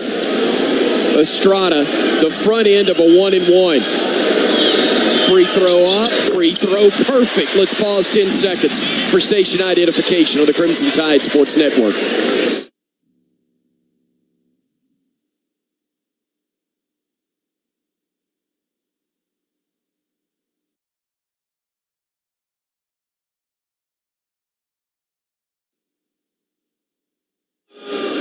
Free throw up, free throw good. We're 35 seconds away from a Final Four. Bama leads by 7. One more stop, fellas. Here come the Tigers the other way. Hunter on the drive to the rim, throws it home, and a timeout. Brad Brownell, Nate Oates going, come on, fellas, we got to play D. I know you don't want to give up a 3, but you got to stop the 2. I will not translate what Nate Oates just said. However, it was something along the lines of, what are you doing? Because Bama did not get in front of the dribbler, and he took it right to the house in less than 5 seconds. Yeah, listen, it was a 3-possession game because of the made free throws of Aaron Estrada, so Clemson needed a bucket, and now they'll be able to set their defense. Alabama with 3 timeouts left. Now it's time to get your ball handlers in, your free throw shooters. And the good news is the next foul on Clemson is the double bonus, but Alabama with some huge turnovers here in the last minute of this game. Right now, Alabama puts 5 guys on the floor, all pretty good ball handlers and free throw shooters. And Nate Oates a chance to tell his team still 3 timeouts left. If you get in trouble, if you can't get it in, get a timeout and come back to the huddle. Don't take any chances. Inbound coming from Estrada. Looking, timeout called as Alabama couldn't get it to anybody. We saw a similar situation in the North Carolina game. It's one of the reasons you hold on to your timeouts in situations like this. Smart play by Aaron Estrada. And this is one where Grant Nelson at 6'11", his size and quickness, athleticism, needs to come get the ball. Your first option is obviously Mark Sears because his ball handling, his free throw shooting ability. Your senior leader, you want the ball in his hands, but Clemson knows that as well. And they've got a couple of guys denying the ball of Mark Sears. If you can't get it to him, Grant Nelson may be the answer. Alabama was the number 1 seed last year and was upset in the round of 16 by San Diego State. They were the number 2 seed in 2021 and were upset in the Sweet 16 by UCLA. Bama was the 4 seed in 91. It was defeated by Arkansas, the top seed in the Sweet 16. Here, Alabama, the 4 seed, trying to beat the 6 seed Clemson and go to its first Final Four. We get it in as Nelson gives it back to Estrada, but it was Nelson that got fouled. Yeah, Aaron didn't see him immediately with the different set, and that's why it's so important to have those timeouts. Let's Nate Oates draw something up different. They go 5 guys all out of bounds. Nobody on Grant Nelson. He slides in, gets the pass, and as I mentioned, the double bonus now. That's the 10th team foul. So Grant Nelson, who's been in foul trouble all night long, he'll go to the line for 2. 2 for 3 from the stripe so far in the ball game. Perfect on that attempt. He was so good. Makes it a 2-possession game. Once again, a chance to make it 3, which means Clemson's going to go fast, but they don't need a 3. They will get Wiggins in as Nelson will try to make this a 7-point game. He does just that.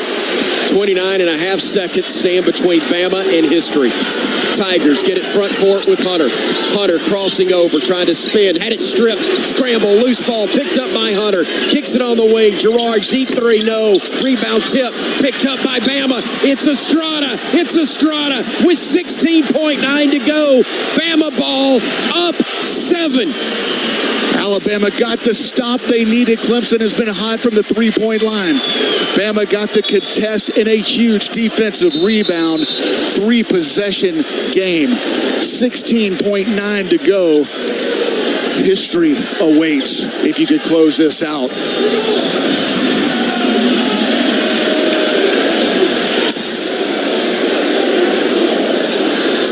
Aaron Estrada bounces the ball twice. Shoots it and missed it. Senior mad with himself. How good has he been? 8 boards, 5 assists, trying to get his 8th point right here. And he does. It's perfect. And it's 87-79 with 16.9 to go. One more stop, fellas. On the wing, Hunter stops, shoots, misses everything. 11.7 to go. And it just may happen. It just may happen, folks. What they said wouldn't occur is 11.7 away from happening. A Final Four for the Alabama Crimson Tide. It'll be inbounded. First, they're going to talk things over at the scores table for a moment. Nate Oates directing traffic. The longest 11.7 of our lives coming up right here. 87-79 Alabama. Alabama down 13 in the first half. A 20-2 run late in the first half changed the momentum of this game. It was the physicality of Clemson early, but it's been Bama since. Inbounded to Nelson. Had it knocked away. Scramble, loose ball. Clock running. They will fire it out to Gerard. Steps to his left, shoots a 3, hits it with 4.3 to go. Bama throws the home run to Estrada. Run clock, 2, 1, layup good. 1.9 to go. Tigers inbounded. Clock hit 0, and let's get out of here and go to the Final Four.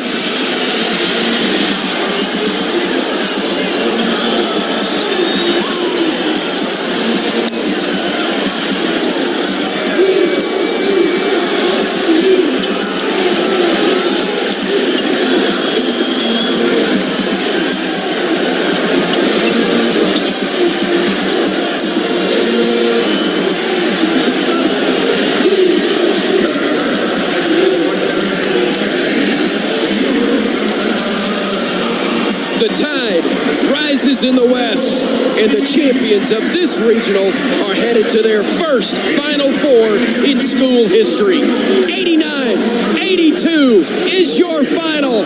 Alabama basketball is headed to the Final Four. Chris, we said said it last year. Alabama, the #1 overall seed. A heartbreaking loss in the Sweet 16. We said it in the postgame show. Nate Oates is going to take Alabama basketball to the Final Four. I guaranteed it. I didn't guarantee when. I knew it was going to happen. We said it before the game. This is the biggest game in Alabama basketball history, and we won it. And we're headed to the Final Four.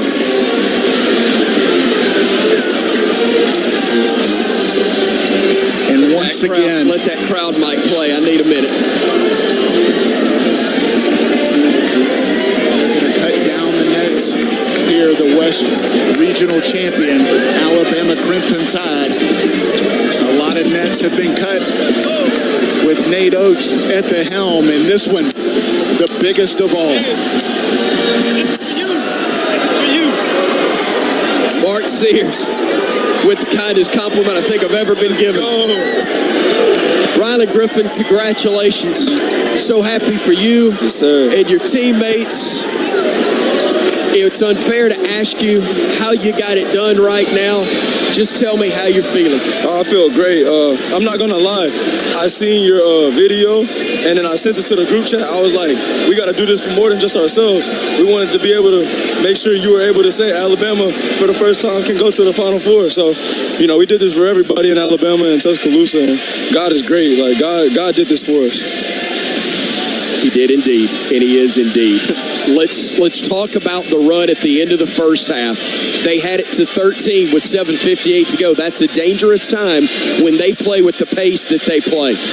Yeah, but we play with a fast pace. We were going to make them play at our pace. It doesn't matter if they play fast or slow. We missed a couple bunnies at the beginning of the game, but, you know, we knew we were going to be good. I hurt my hamstring earlier, but, you know, I had to say, like, we got to get to the Final Four, so I had to come back out and help us get there. Rylan, you're down 13 in the first half. You haven't played anyone with the style of Clemson. Yes, you did in the regular season, but in the NCAA tournament, it's been up and down. This one a grind, physicality, toughness, and it looked like it was going to be Clemson imposing their will. But you guys responded in a big way. How'd y'all do it? We just stayed together. We faced a lot of adversity throughout the whole season. We got beat by Clemson earlier this season, so we weren't accepting a loss for an answer today at all. It doesn't matter. We were down 20 with 5 minutes left. We weren't accepting a loss for an answer today at all. Go celebrate with your team. Thank you for your time. We're so happy for all of you.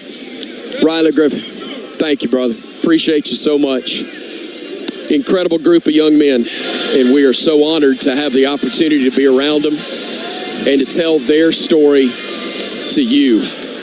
Unreal what they've done. We said it, you and I saw them this summer. We said their best basketball would be played in March and potentially April. And April is what we're getting.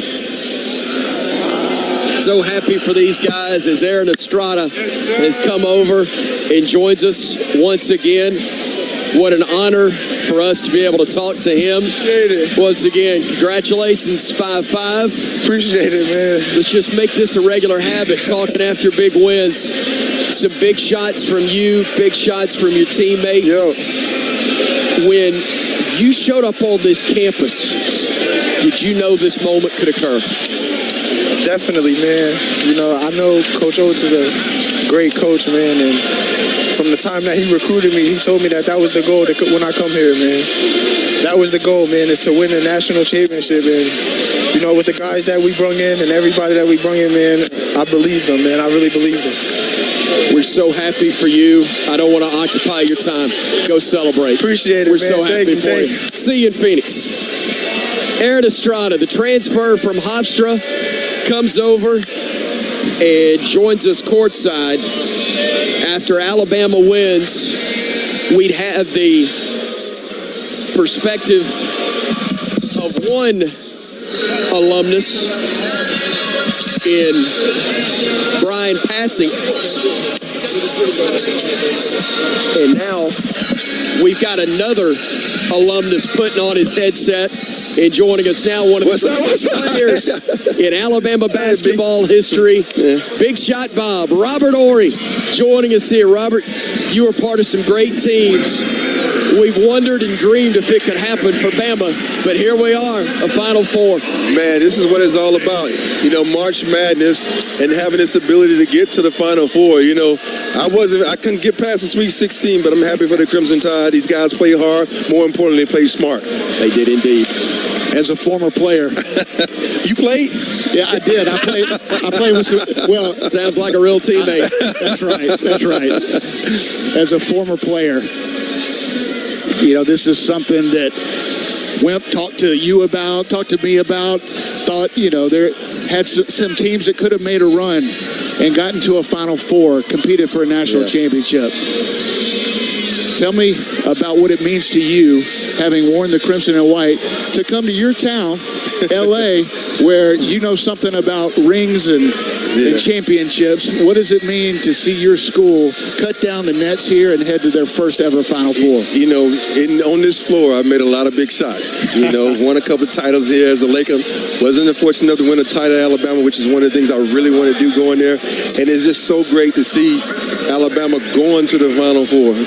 The basketball is being acknowledged again, and it's so great to have this now. Because, you know, everybody knows when you say Alabama, they always think football. I'm like, no, dog, we got some basketball players that come through. We got some real hoopers. They're about to get the trophy. Robert, thank you. Man, my pleasure. Great to see you. Thanks for everything you've done for Alabama, keeping that name going. But now we turn it over to the stage and the trophy. And now, to present Coach Nate Oates and the Alabama Crimson Tide with the West Region Championship Trophy.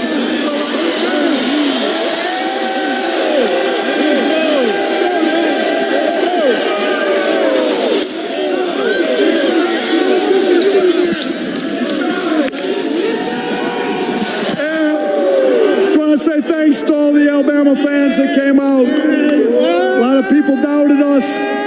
These guys showed up. Our defense has been there for 4 games, and we could have done it without the support from President Bell and the Board of Trustees and Greg Byrne and Chancellor St. John. Our administration's been great, but these guys have been unbelievable. They've come together like a group I've never seen before.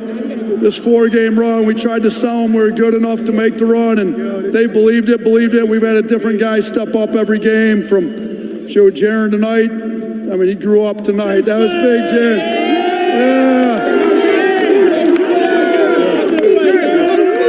And Grant Nelson last night, I mean, and obviously Steers has been there every game, but we've had different guys step up, and Rylan Griffin's been guarding like one of the best defenders in the country. So I'm just proud of these guys. Want to thank all the Alabama fans for coming all the way out to LA. We're going to need everybody to come out to Phoenix a week from today. And we're going to need to bring Alabama out to Phoenix, but roll Tide.